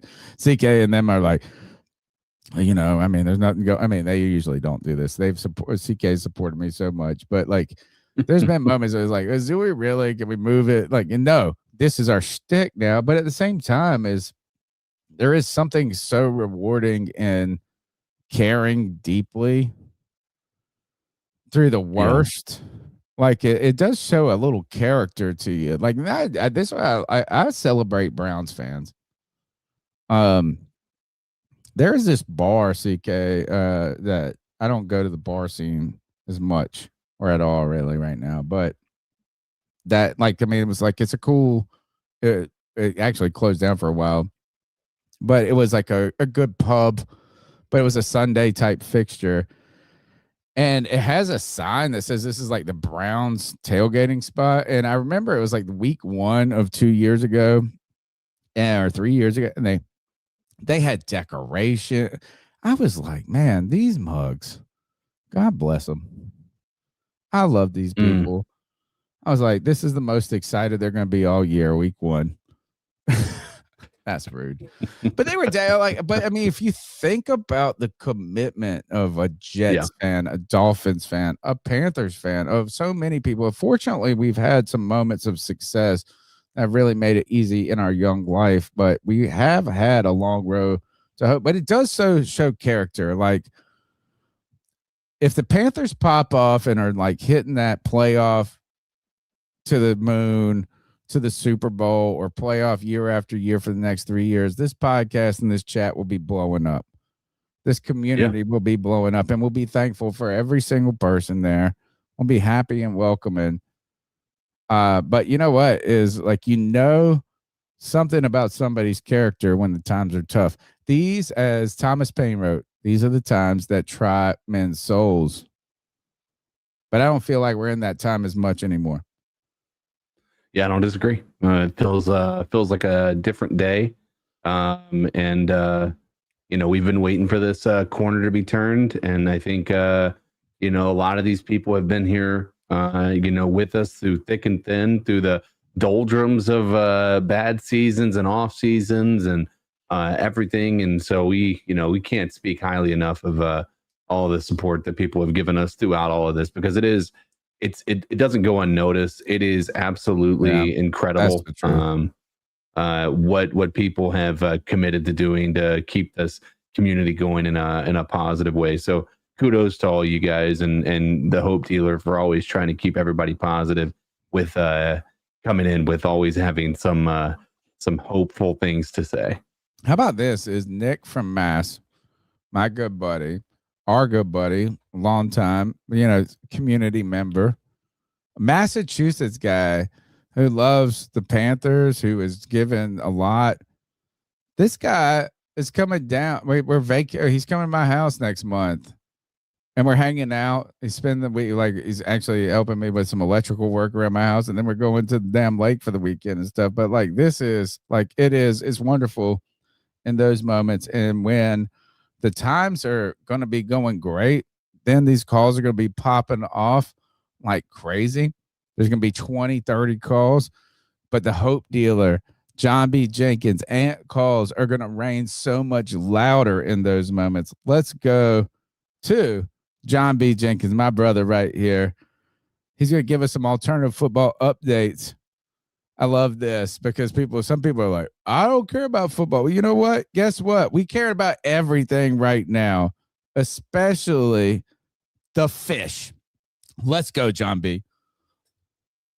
Hey guys, John B. Jenkins calling in with your weekly update on alternative football leagues from around the globe right now, mainly just in the continental United States. We've had NAL action, you know, the National Arena League. It looks like the Pueblo Punishers, which is a new team, is taking that league by storm and knocking off the Omaha Beach. Name, the Pueblo Punishers. You know, we've got some exciting semi-pro action in the NAL. Then we've got the IFL, which again is my favorite 50-yard league. They are in week 2, and half the teams haven't even played there, so they're still kind of getting their legs under them in this season. They've got a long season ahead of them. But what I really wanted to talk about is the UFL. The UFL is starting this weekend, And there's a lot of Carolina Panther connections in these games. There's 8 teams, so there's going to be 4 games every weekend, and they're going to spread them out from Friday through Sunday.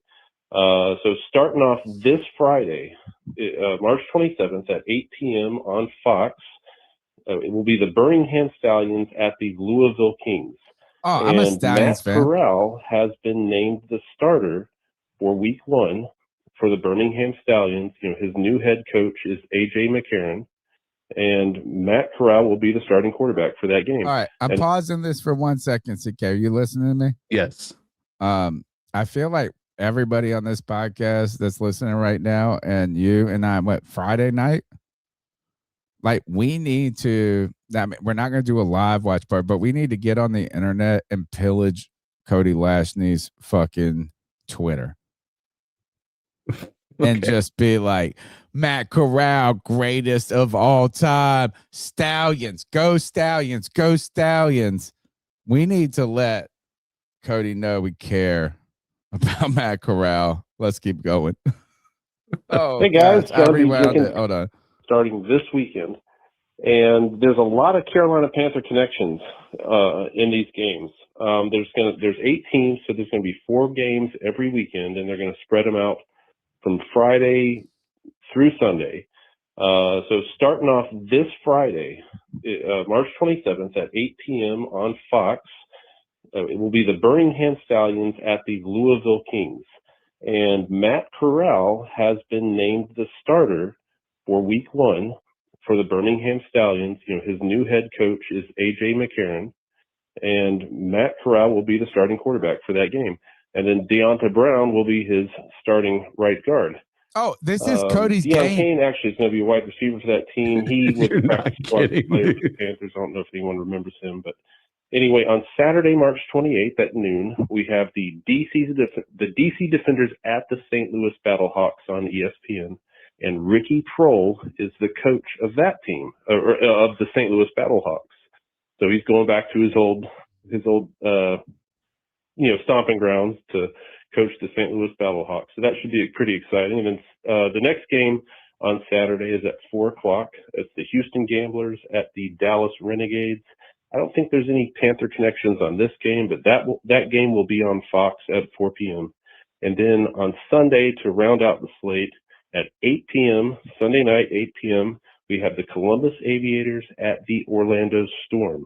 And the Columbus Aviators are coached by none other than Ted Ginn Jr., and the defensive coordinator for the Aviators is Captain Marlin. So a lot of Carolina Panther connections.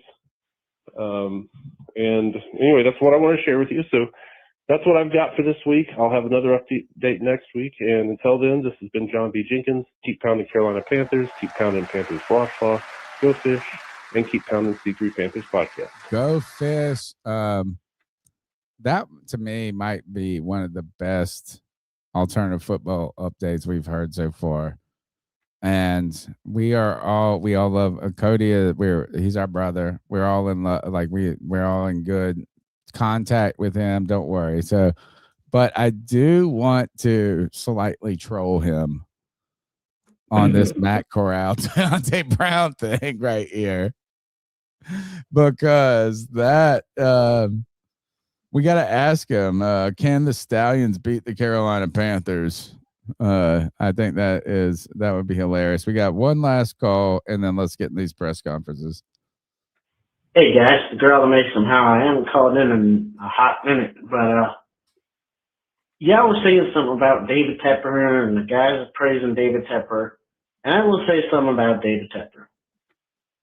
David Tepper, when he was new to owning the Panthers, he made some very, very rookie moves. And, of course, we all got mad at him, but we all knew that he was a rookie. But at the same time, he's the guy that's supposed to say, like, you know how when you got a meeting at your job and your boss is like, if you want to be mad at anybody, be mad at me. Well, that's David Tepper. So, of course, we were all mad at him. Over the Matt rule and over the the transgressions, let's say, that he has had while running this team. You know, the fact that fucking Dilworth Neighborhood Grill had to tell him, let the owner and GM pick, or let the coach and GM pick this year, is proof of that. But then now I'm thinking Dilworth Grill probably loves the fact that David Tepper was a doofus because it made them a lot of money and fame. But David Tepper has come a long way from what he was when he first bought the team. I have to say that. David Tepper, every year since the Matt Rule debacle, has you know, taken more and more of a step back. Not saying that he's not involved as the owner, but he has let the football people that he hired to do football things. And obviously that's paid off for us. So he deserves credit for having learned from his mistakes, but he still made those mistakes. So anyway, guys. Thanks, Joey, the Blind Panther. CK, we've run through the calls, we've run through most of the news. Hour and 40 minutes, and here we're at the central part of the show, which is actually, it's a long form show here. So this is what you get. This is why you're here hanging out with us. The focal point, I guess, is the biggest insight news has come from. We had a press conference from Dan Morgan. We had a press conference from Brandt Tillis today that was released, both over 20 minutes. So a lot of questions being asked. But before we dive into those words, we got to talk about the professional journalists. And the reason I say it that way is because so many people have kind of shit on this podcast. Yeah. And maybe not shit on, that might be too harsh. Look, I told you we're expert football fans, not football experts. We take what we do seriously. We don't take ourselves seriously. But there has been a lot of like, oh, you guys don't know this, that, and that. I take a lot of flack. But today, there was some gaffes. There was some, the journalists were not necessarily journaling as hard as they have. There was some, I don't know. To me, they don't matter as much. But it's like when people always like pick nits at every single thing I say or you say or somebody says. It's funny because these are guys, these are professionals. They get paid. Yep. Well, today's press conference, or the Brandt Tillis one, did not start off particularly well. And I'm going to play you this. I cut out a couple of pauses. But this is ultimately the beginning of the press conference. And I know in your hearts, in your minds, as somebody's going to say, oh, David Newton fucking up. David Newton. Hey, as a David Newton supporter here, I'm telling you, there's gold in David Newton. Yeah, a lot of mistakes. But you know what? Today, he wasn't at the heart of this. This was the beginning of the Brandt Tillis interview. Just their excitement over he's talking about that we've done. I love David Tepper moment. Just take everyone's questions.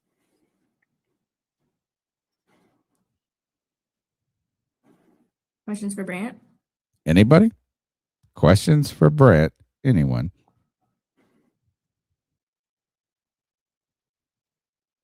I think you're muted, Mike. Now we're muted. Mike K. We like Mike him. Hi, Brandt. Thanks Hi. for taking the time. Hi. Yeah. I heard you mention. I'm sorry, I kind of lost my train of thought there.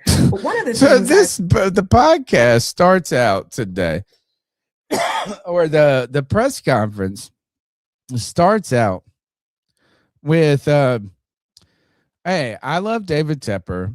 This is in my contract. We got to say how great it is working. We all work together. And then they say, we're going to this person. right? They go ahead and set them up, which is smart, the way you're zooming and stuff. Anybody? Questions? Pause. Then I think you're muted, Mike. 2, I thought this woman, her voice is so sweet. She seems so smart. And then she's like, I lost my train of thought. Here's a lesson to you in public speaking, folks. And it's tough. Is when you lose your train of thought, you just don't say you did. You just don't say you lost your You're not wrong. It's a tough thing to do. We would not have known it if she just paused for a second, right? It's theater 101. Right. It would have just been a dramatic pause. But that, folks, is nothing. And what I love about this is that this is someone also, he is a friend of the show, very funny. I'm rooting for him, but also someone who I have watched secretly embrace the David Newton as a dumbass narrative a little. Yeah. Right? You know what I'm saying? It's like, oh, well, I can't believe. Well, as he never has been like, and you know how I feel about David Newton. I think David Newton is an innocent blunderer. But I think David Newton also asked, like, people, like, he asked the stupidest question. I think he also asked the questions that nobody will ask sometimes. And they might not be best word. He makes mistakes and this and that. Dennis Cox, hilarious for CK. What do we know him from? Everybody knows him for what? You're talking about Dennis Cox? Yeah. With the Matt Rule impression. Yeah, the Matt Rule impressions. Works for 99 The Fan, I believe. It's a Raleigh neighborhood. All right. So yes. Dennis Cox is up. So think about this. I played you the tough start. We had the long pause where nobody asked a question. We had Mike K, who turned out was frozen later on, that they say, but Mike muted. Then you have someone losing their train of thought. And then this is what you get. Dennis Cox, followed by Alex Zitlow. For opening week, so you can customize how you experience the game. Make your choice. The reward will be ready here, for you Tony. to use on your next MLB bet. It's important you guys understand we're not reading an ad right now. Oh. No, this is Dennis Cox's question. And I'm going to restart it too. Yes. This is Dennis Cox's question. Tell him, CK, what this is not an ad. This is what not are an they? ad. Who are the people that are listening on Spotify and iTunes? Tell them what we're seeing on the screen. So what we're seeing is Brandt Tillis waiting for a question from Dennis Cox. And what you hear is this. Dennis Cox, followed by Alex Zitlow. For opening week, so you can customize how you experience the game. Make your choice. The reward will be ready for Brandt you to use Tillis's on your face in next confusion. MLB bet. FanDuel. Alex Zitlow. .com/local. FanDuel.com. All right. So here, all right, we got to break this down a little. Okay. So fun part about this is, like you said, your Brandt Tillis is watching this, right? The confusion face, but then they pass the mic to Alex Zitlow, right? But Brandt Tillis is now, it's like not in his head, but he's like, what the fuck is going on? There's two things that are funny to me about this, or maybe a million things. How fortunate is it that FanDuel is the official betting app of the NFL? Imagine if this was an alternative site, CK. Right? Like, imagine if it was Prize Picks or somebody else, or with DraftKings or something. So it was very fortunate that the NFL has a deal with FanDuel. But all right, so here it is. But here's conspiracy theory. How likely would it be that this was intentional? Because it's the best, just guaranteed way to get information, like get an ad out there and then have it be disseminated by everybody on social media. Did FanDuel pay Dennis Cox $3,000 to do this as a direct ad on the Panthers press page? conference? It would have cost like $10,000 if they no. But here is funny to me right here is because the moderator tries to give it to Alex. Alex then has to deal with Brandt going, what's going on? And this is when Brandt says, is this normal? And then Alex deals with it like a regular question. This shit is hilarious to me right here. .com/local. FanDuel.com. Oh, and /local. it comes back. There's a second read. Winning week. FanDuel, official partner Second of read. the MLB. 21 and over and present in North Carolina. Is this normal? No, I haven't heard that before. This is all right. So this is what tripped me out, CK, is that you get the FanDuel like loop. Well, we'll tell you what happened. I know exactly what happened. Then it comes back for a second read. And then while it's coming back in the second read, the moderator has tried to pass the mic to Alex. And then Brandt Tillis just announced, is this normal? And then Alex tries to deal with it like a legitimate question. He's like, no, I've never heard anything like that. I was like, so he was like, I've never been on a Zoom conference where anybody was, you remember, like, it was just, all right. So this is, all right, here, let's just one more time for the end. Let's watch a couple more seconds. Will be ready for you to use on your next MLB bet. FanDuel.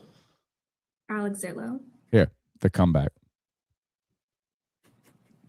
.com/local. FanDuel.com/local. Dennis, you're okay. Dennis, he tried to. FanDuel, official partner of the MLB. 21 and over and present in North Carolina. Is this normal? This is my favorite part.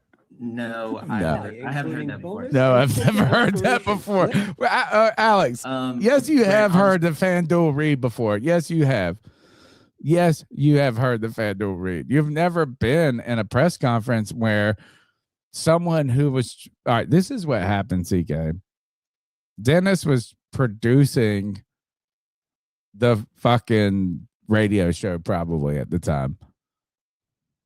Right? Yeah. Like he's a producer. We put it on that line on hold. Or he was just like producing it and he's trying to multitask. He's trying to had his audios on his Zooms, this and that. He's trying to do this. But Dennis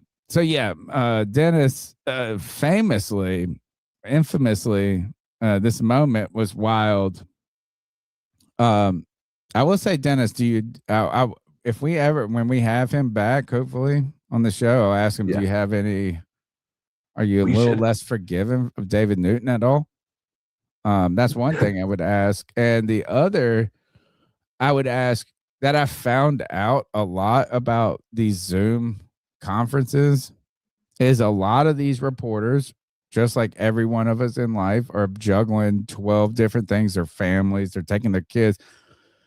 I feel like there were 6 or 7 questions where the ums, the ahs, the mics, the muted, like they were like, oh shit, the Panthers told us there was a press conference in 30 minutes. And I was at the grocery store. I was picking my kid up and they're trying to do 2 or 3 things at the same time. Yeah, no, it's this has what I was thinking about when this press conference happened was it's the off season for reporters too. Yeah. They haven't gone through their training camp or anything like that. They're just that was awesome, dude. The loop of loop. It would be like if we got a press well, maybe not the same, but imagine if we finally got there, like the Panthers, like, oh, we want to get alternative media, and we like happen to be doing our podcast while our question came up. And we're like, can you believe that fucking Dan Morgan opens up every time with, I love David Tepper? We should start taking bets. I think it was very fortunate that was FanDuel, though. Yeah. You know, like, because what if it's like, I mean, I don't know if the Panthers are Pepsi or Coke, but like, imagine if it was a Coke ad or something like this, or. Mm-hmm. All right. Fun stuff, but the opening, that was this circus fumbling, bumbling opening to Brandt Tillis's press conference. All right, let me ask you this, CK. Which press conference did you think gave more insight, or did you enjoy more? Brandt Tillis's. Really? And the only reason I say that is because I feel as though we got more information out of Brandt Tillis's, even by his lack of information. Okay. And because I do feel like he gave just his least information. And what I mean by that is, as an example, the Bryce Young question about his contract, right? It was, we have not talked to him about an extension. All right. How about, speaking of that, here is Brandt Tillis on the Bryce Young negotiations. Asked if they were two questions. There was a question that was posed, CK, or at least a conversation that is circulated. I think it was from the Combine that I posted a clip on X where it was like, we are, and Brandt Tillis said this is like, he's like thinking 2-3 years down the road. Like he's not in year. Like his kind of job is almost like Dan Morgan is the next year guy. Yeah. He is the 2-3 year down the road guy. But it was like, I saw something, I think it was a Combine clip, and I was surprised it just came out. Maybe I can find it. Actually, I do have it bookmarked. I do want to show it to you real quick. I have it bookmarked.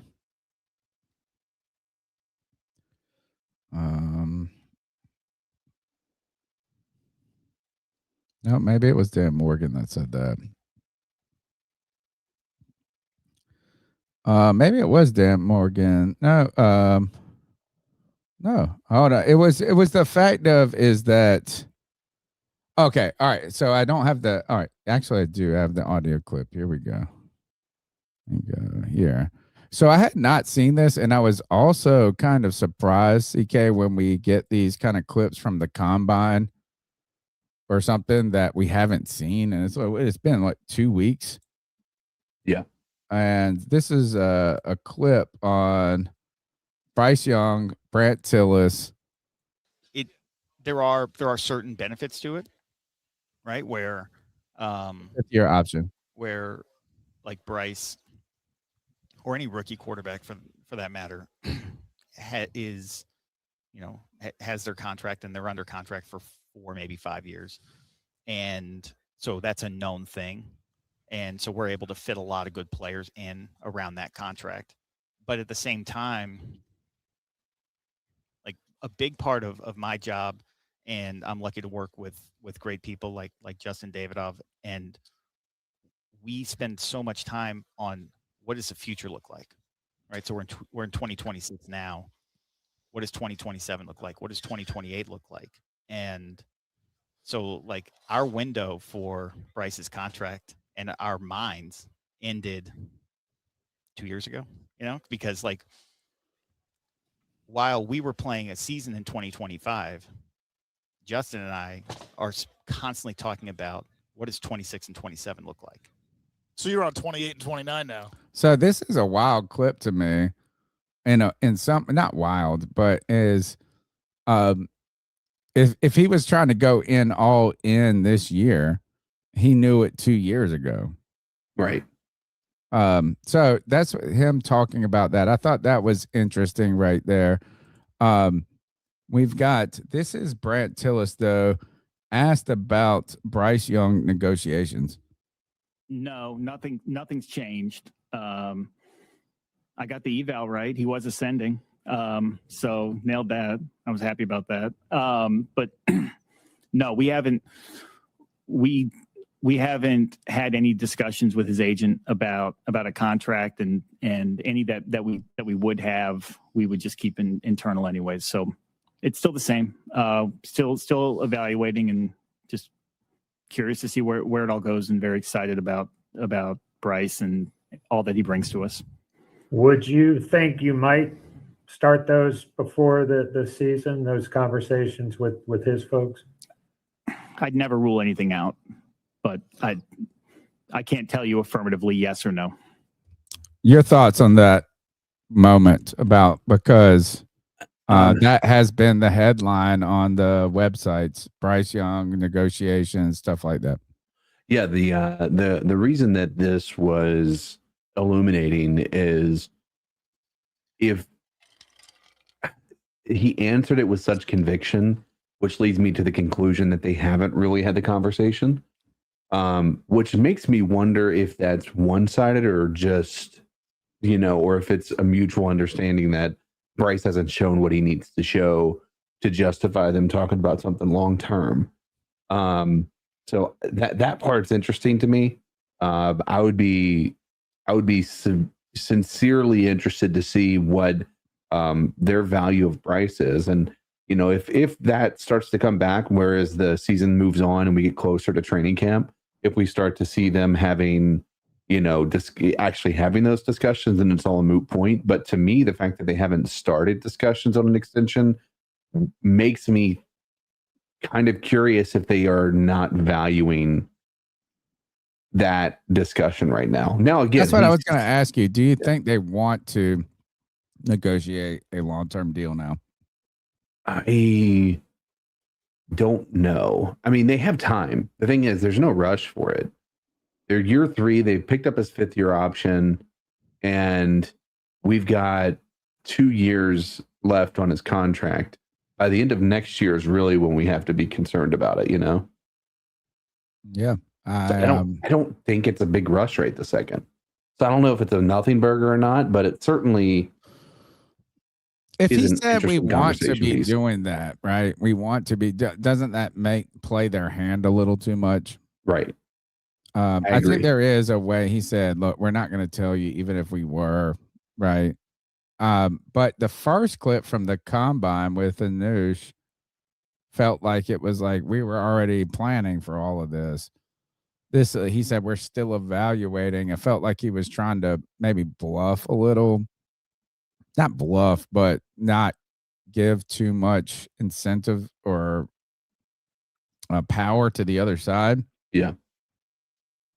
I don't know. It's interesting. I think the Panthers, my opinion about Bryce Young and the Panthers position is we're kind of invested until we're not. Right. And I think you brought something up that was very important is like, we're invested right now. We're invested going forward, but that doesn't require us overplaying too quickly. I think there's still time. When he said still evaluating, I thought that was a little, that was like, I laughed. I was like, oh God, the Bryce haters and the Bryce lovers about to go to war right now. That's what we got. All right. So you want to know what they're talking about with Bryce Young? That is what we got. CK, the other thing, and you chime in if there's something that I missed, because I clipped 3 things from the press conference. And like I said, I listened to them both twice. I thought there was so much gold, and then I listened back and forth. This is Dan Morgan on Rasheed Walker and what he meant as a free agent signing. And on Walker, bringing him on just the 1-year deal, does that leave open the possibility that give you that flexibility that you mentioned in the draft at that position in particular? I think it gives us the flexibility to really draft the best available players. So, if a tackle is the best available player, at that point, then so be it. But I think it definitely gives us that flexibility heading into the draft that we can, be aggressive and add really good players to our team. A nothing answer and an everything answer. Exactly. Right. But isn't this what I was talking about, CK, with why I thought this signing was so important is right. That it allows you truly the flexibility to address the draft as just the draft, not this season. And I think that's what he said, is that Rasheed Walker allows them to better position themselves to draft for a best player available. Yeah. I think we've kind of been on that train for a while. I agree wholeheartedly. And I only had one other. There was one other, like I didn't clip it because it really said nothing. It was a good question from Zeitlo where he asked about the Jaylen Phillips contract. And he just said, we just try to be consistent and know where we're at, where we're not too heavy 1 year, too light. Mm-hmm. Yeah. We're just kind of in this balanced position, which let's give them credit, CK, because and Brandt, Tillis, and Dan Morgan, because we looked at the numbers going into this free agency, and I thought, well, I wouldn't say like I don't know, but like we had no idea. It said 12 million, 35 million, and then all of a sudden we're signing big players. Right. Yeah. And because of potentially that, like, hey, forecasting the consistency. So we didn't get a lot. It was a great question by Zeitlo of like, how do like, can you explain the dynamics of the contract? But I felt like Tillis was just like, it's pretty simple. Like he wasn't speaking down. It's just like, we prefer 4-year deals rather than 5-year deals, rather than heavy front loaded deal. Just trudge along steadily. But one question that has, because it came back to Jaylen Phillips, which was the big number, the $120 million. And that was the big name. It was the first, it was Devin Lloyd.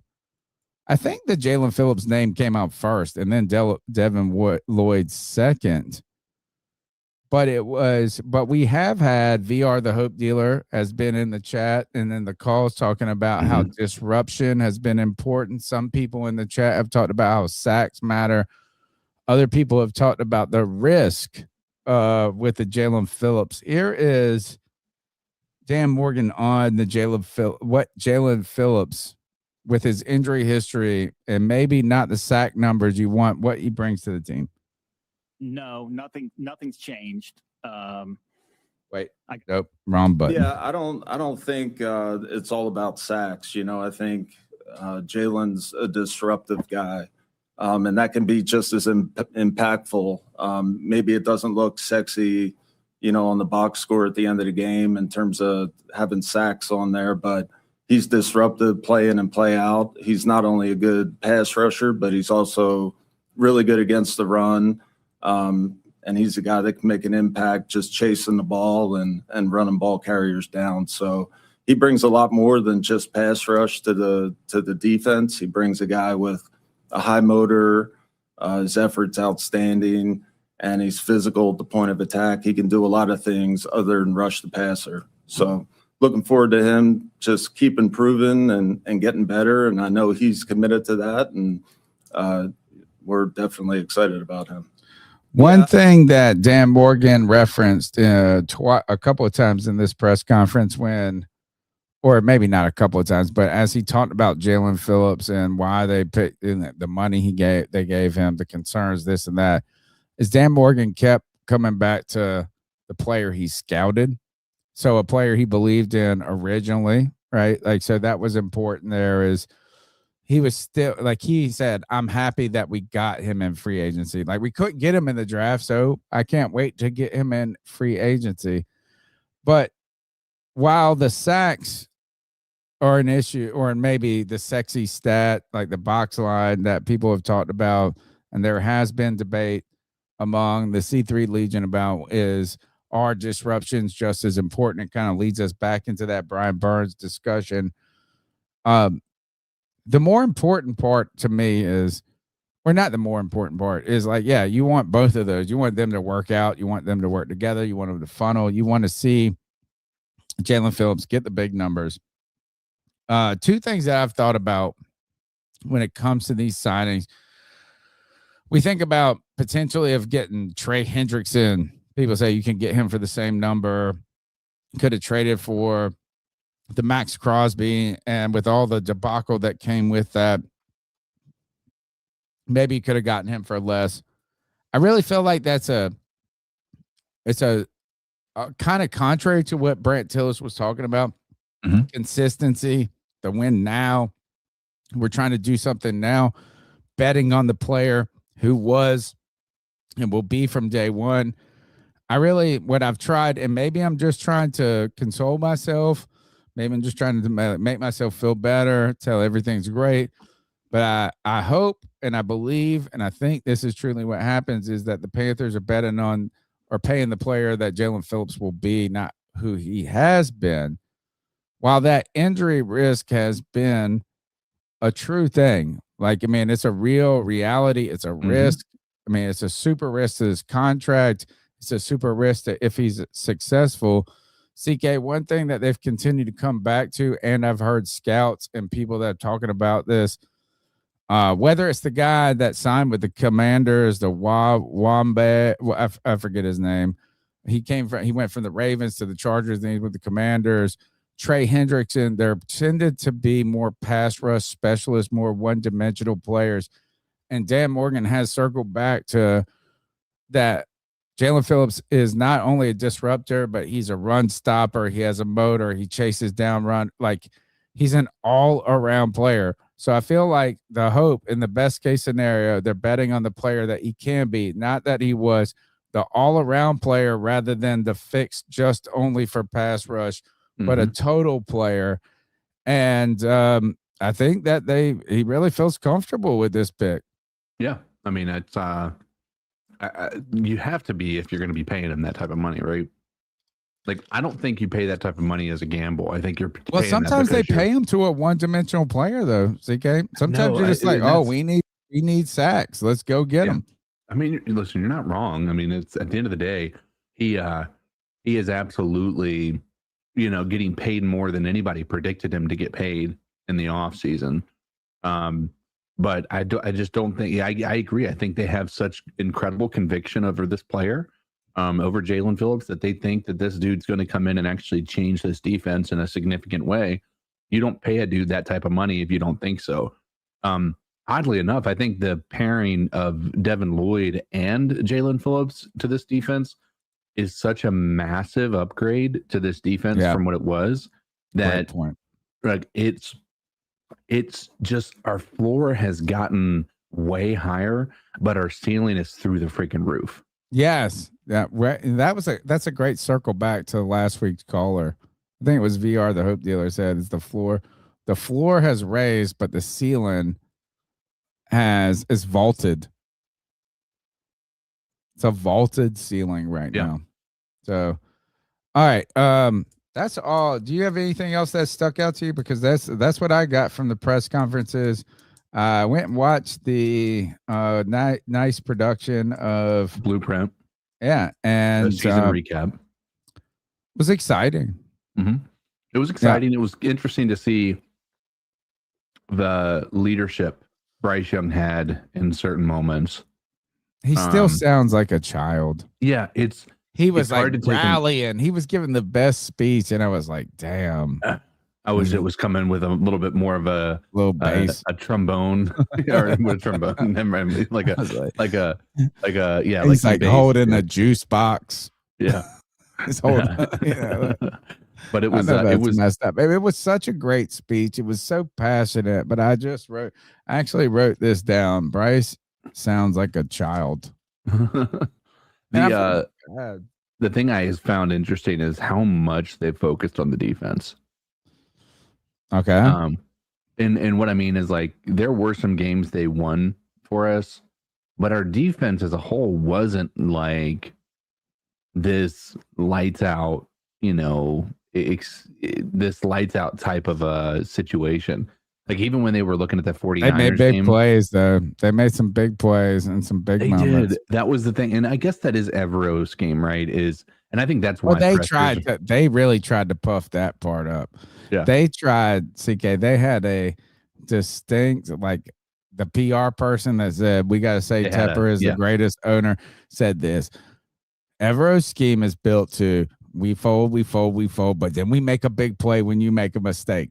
Did you see they had a straight segment that was addressed to people that are like complaining about Evero's, Oh, enough with what is it? Where you call it when you play the prevent defense? Yeah, I think with that, I think that is exactly why Jaylen Phillips is important for this defense too. Is pressures are important, but when your goal is to play zone and force them to throw a ball where they shouldn't have to throw it because they're having to get the ball out a little quicker than they anticipated, that's where I think a Jaylen Phillips really comes into play. So hopefully him and Squirtin will be able to, get some work in together, and those two show up in this season. But yeah, man, it was a good little production. I found it enjoyable. I just kind of sat there really entertained by it. All right, here's what stood out to me about the production. One, and I don't know how many of these are ultimately paid actors. And when I say paid actors, they're NFL employees, right? Ian Rappaport or whoever, like a Schefter. But I thought there was something really interesting to the fact that the national media was like, we don't believe in you. You suck. You're kind of, like they were admitting it. But then they recognized they did that segment where the coach did the grit part. He's like, what grit is. But I felt like somehow these media members recognized the up and down roller coaster a little bit.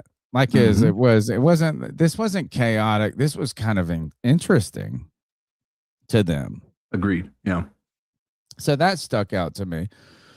Another thing that stuck out to me was Jonathan Jones, who used to work for the Charlotte Observer, who is now in national media for CBS. And it wasn't just him alone, but really talked about the Canales culture. I don't know how much is publicity by the team. Pluff, is he Ted Lasso or is he this or that? Which Ted Lasso had some success.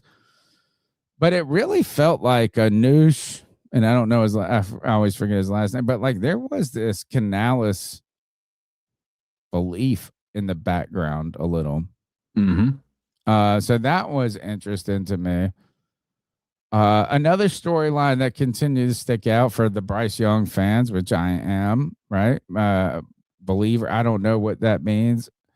Like believer, not believer. I mean, like Cam Newton's is my love.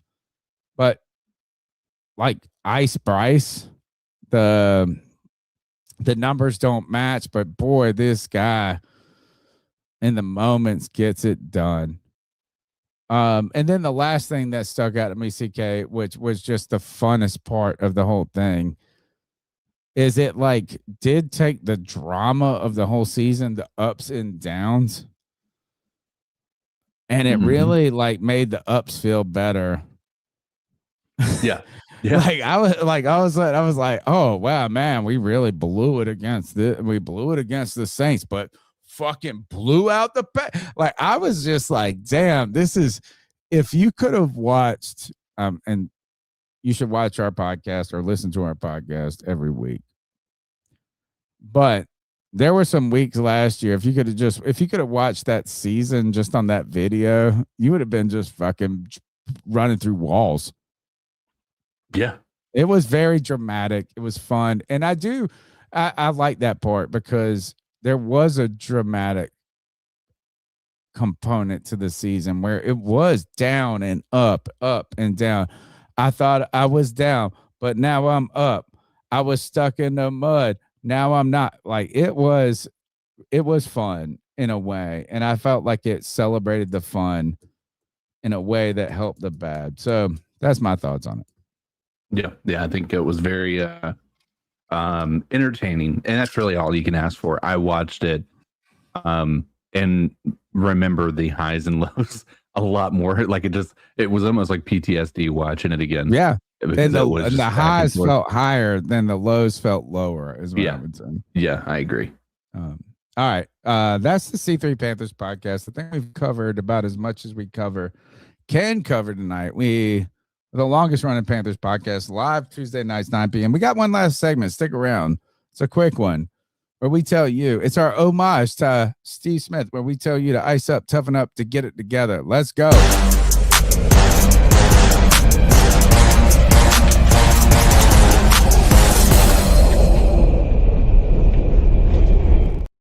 It's our homage to Steve Smith, where we tell someone to ice up, toughen up, to get it together. Everyone is fair game. We can ice ourselves up. We can ice up our friends, our family, the Panthers. But the one thing we don't do is we don't keep it only to the bounds of football. That's right. We can ice up football.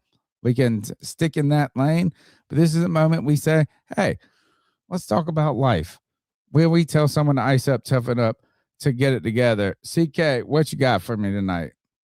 Mine's going to be a little bit, again, going back into a personal situation. So in the work that I do, I work in commission, right? Let me rephrase. I work in an environment where you earn commission. That's kind of, where you make your money. And it's a fantastic opportunity. And one of the things I tell people when they come, which again, I'll keep it, vague on the podcast because of the details that I'm going to go into. But when you come, I tell people, don't ruin this opportunity. It's such a great opportunity, for somebody to come in and change their life, right? Because, what you do is directly responsible for how much you can earn as a employee, as somebody who's trying to better their life. Well, the one thing you don't want to do is come in and be maybe even a decent, be very decent at the position and then do something completely horrendous to where you lose your job because you decide to create fake performance on your behalf to make it look like you're doing better than you are. A gentleman in my work has recently been let go because of essentially, in my opinion, committing fraud against the organization and basically just threw away a very great opportunity because of temptation for 1 month for their number to be high enough to where they felt good about themselves. I'm not going to judge anybody's situation and why they made the choices they did, but I'm just saying, if you're going to sacrifice your potential six-figure position to get an extra $2,000 1 month, I'm just saying ice up and learn from this. He's not going to be listening, but please, if you're out there and you've thought about this, you've had this temptation, learn from this. Do not give into that temptation. It's so important that you try to do it the right way, because I promise you it's going to feel a lot better when you're on top of the mountain knowing you earned your way there versus trying to fake it all the way to the top. So icing up that. Ice up. My ice up goes to the North Carolina State Legislature. I'm a state employee, and it is March 24th, and they still have not passed the budget for this fiscal year, which ends on June 31st. July 25th is when it started, and they have not passed the budget yet. I don't care politically what anybody thinks. The fact that they can't just pass a budget is ridiculous to me. Yeah. I have a friend at work who has a great idea that says if you can't pass a budget, you shouldn't be able to run for a re-election. The idea is that the budget will not be passed until the new budget is going to be passed. And I don't care if you give us bad numbers, good numbers. I don't care. The idea that it has been 9 months and you just can't say, why don't you just pass the same fucking budget? Right? It should almost be a mandatory thing. Like when you get done renting right? The next, like, if you don't extend it for another year, it usually goes on a month by month basis thereafter. So, in what world are you not able to do something similar? Like, okay, if we can't pass the long term, at least the previous budget will be for 1 month, at a time until we can get the budget, thereafter figured out. Like, there should be something in place like that, because, not even just with that, when you think about how many people, with TSA that are, that's federal. We're talking federal at this, but I'm a state employee and I don't like it could sound like I want to raise, it's not even that. I do want to raise that keeps up with inflation, right? Yeah. I mean, as a state employee, I think that would be decent at the minimum. But the idea that they politicize, I just think it's wild. It's like, we're not gonna. I'm with my friend. Is if they don't get this budget passed, they shouldn't be able to run for re-election in the midterms. So North Carolina, and they're going to pass a good budget right then at the end to try to get votes. Who knows? 200. Look, it's one thing to prolong it. We need another 30 days. We need 14 days. 9 months. They're not even trying. I read this article there. They said that they're not even going to meet about it till April. What the? Come on, folks. Look, pass a budget. Don't be the Saints in the salary cap. Ice up. My name's Tony Dunn. This is the C3 Panthers Podcast. CK, that's CK. His camera ran out of batteries, but his voice is golden as usual. On Friday night, we're all flooding Cody's Twitter with Matt Corral is the greatest. Deontay Brown is the GOAT. We love you, Cody. We love you, people that are listening. Smash the thumbs up button, subscribe. If you're on iTunes, Stitcher, or not Stitcher, that don't exist no more. Spotify, you know what? Just help us out. Tell a friend, be a friend, as Pat McAfee says. CK, we're out of here, man. I love you, brother. It's a good night, right? Love you, man. Yeah, it's been a good night. Keep pounding.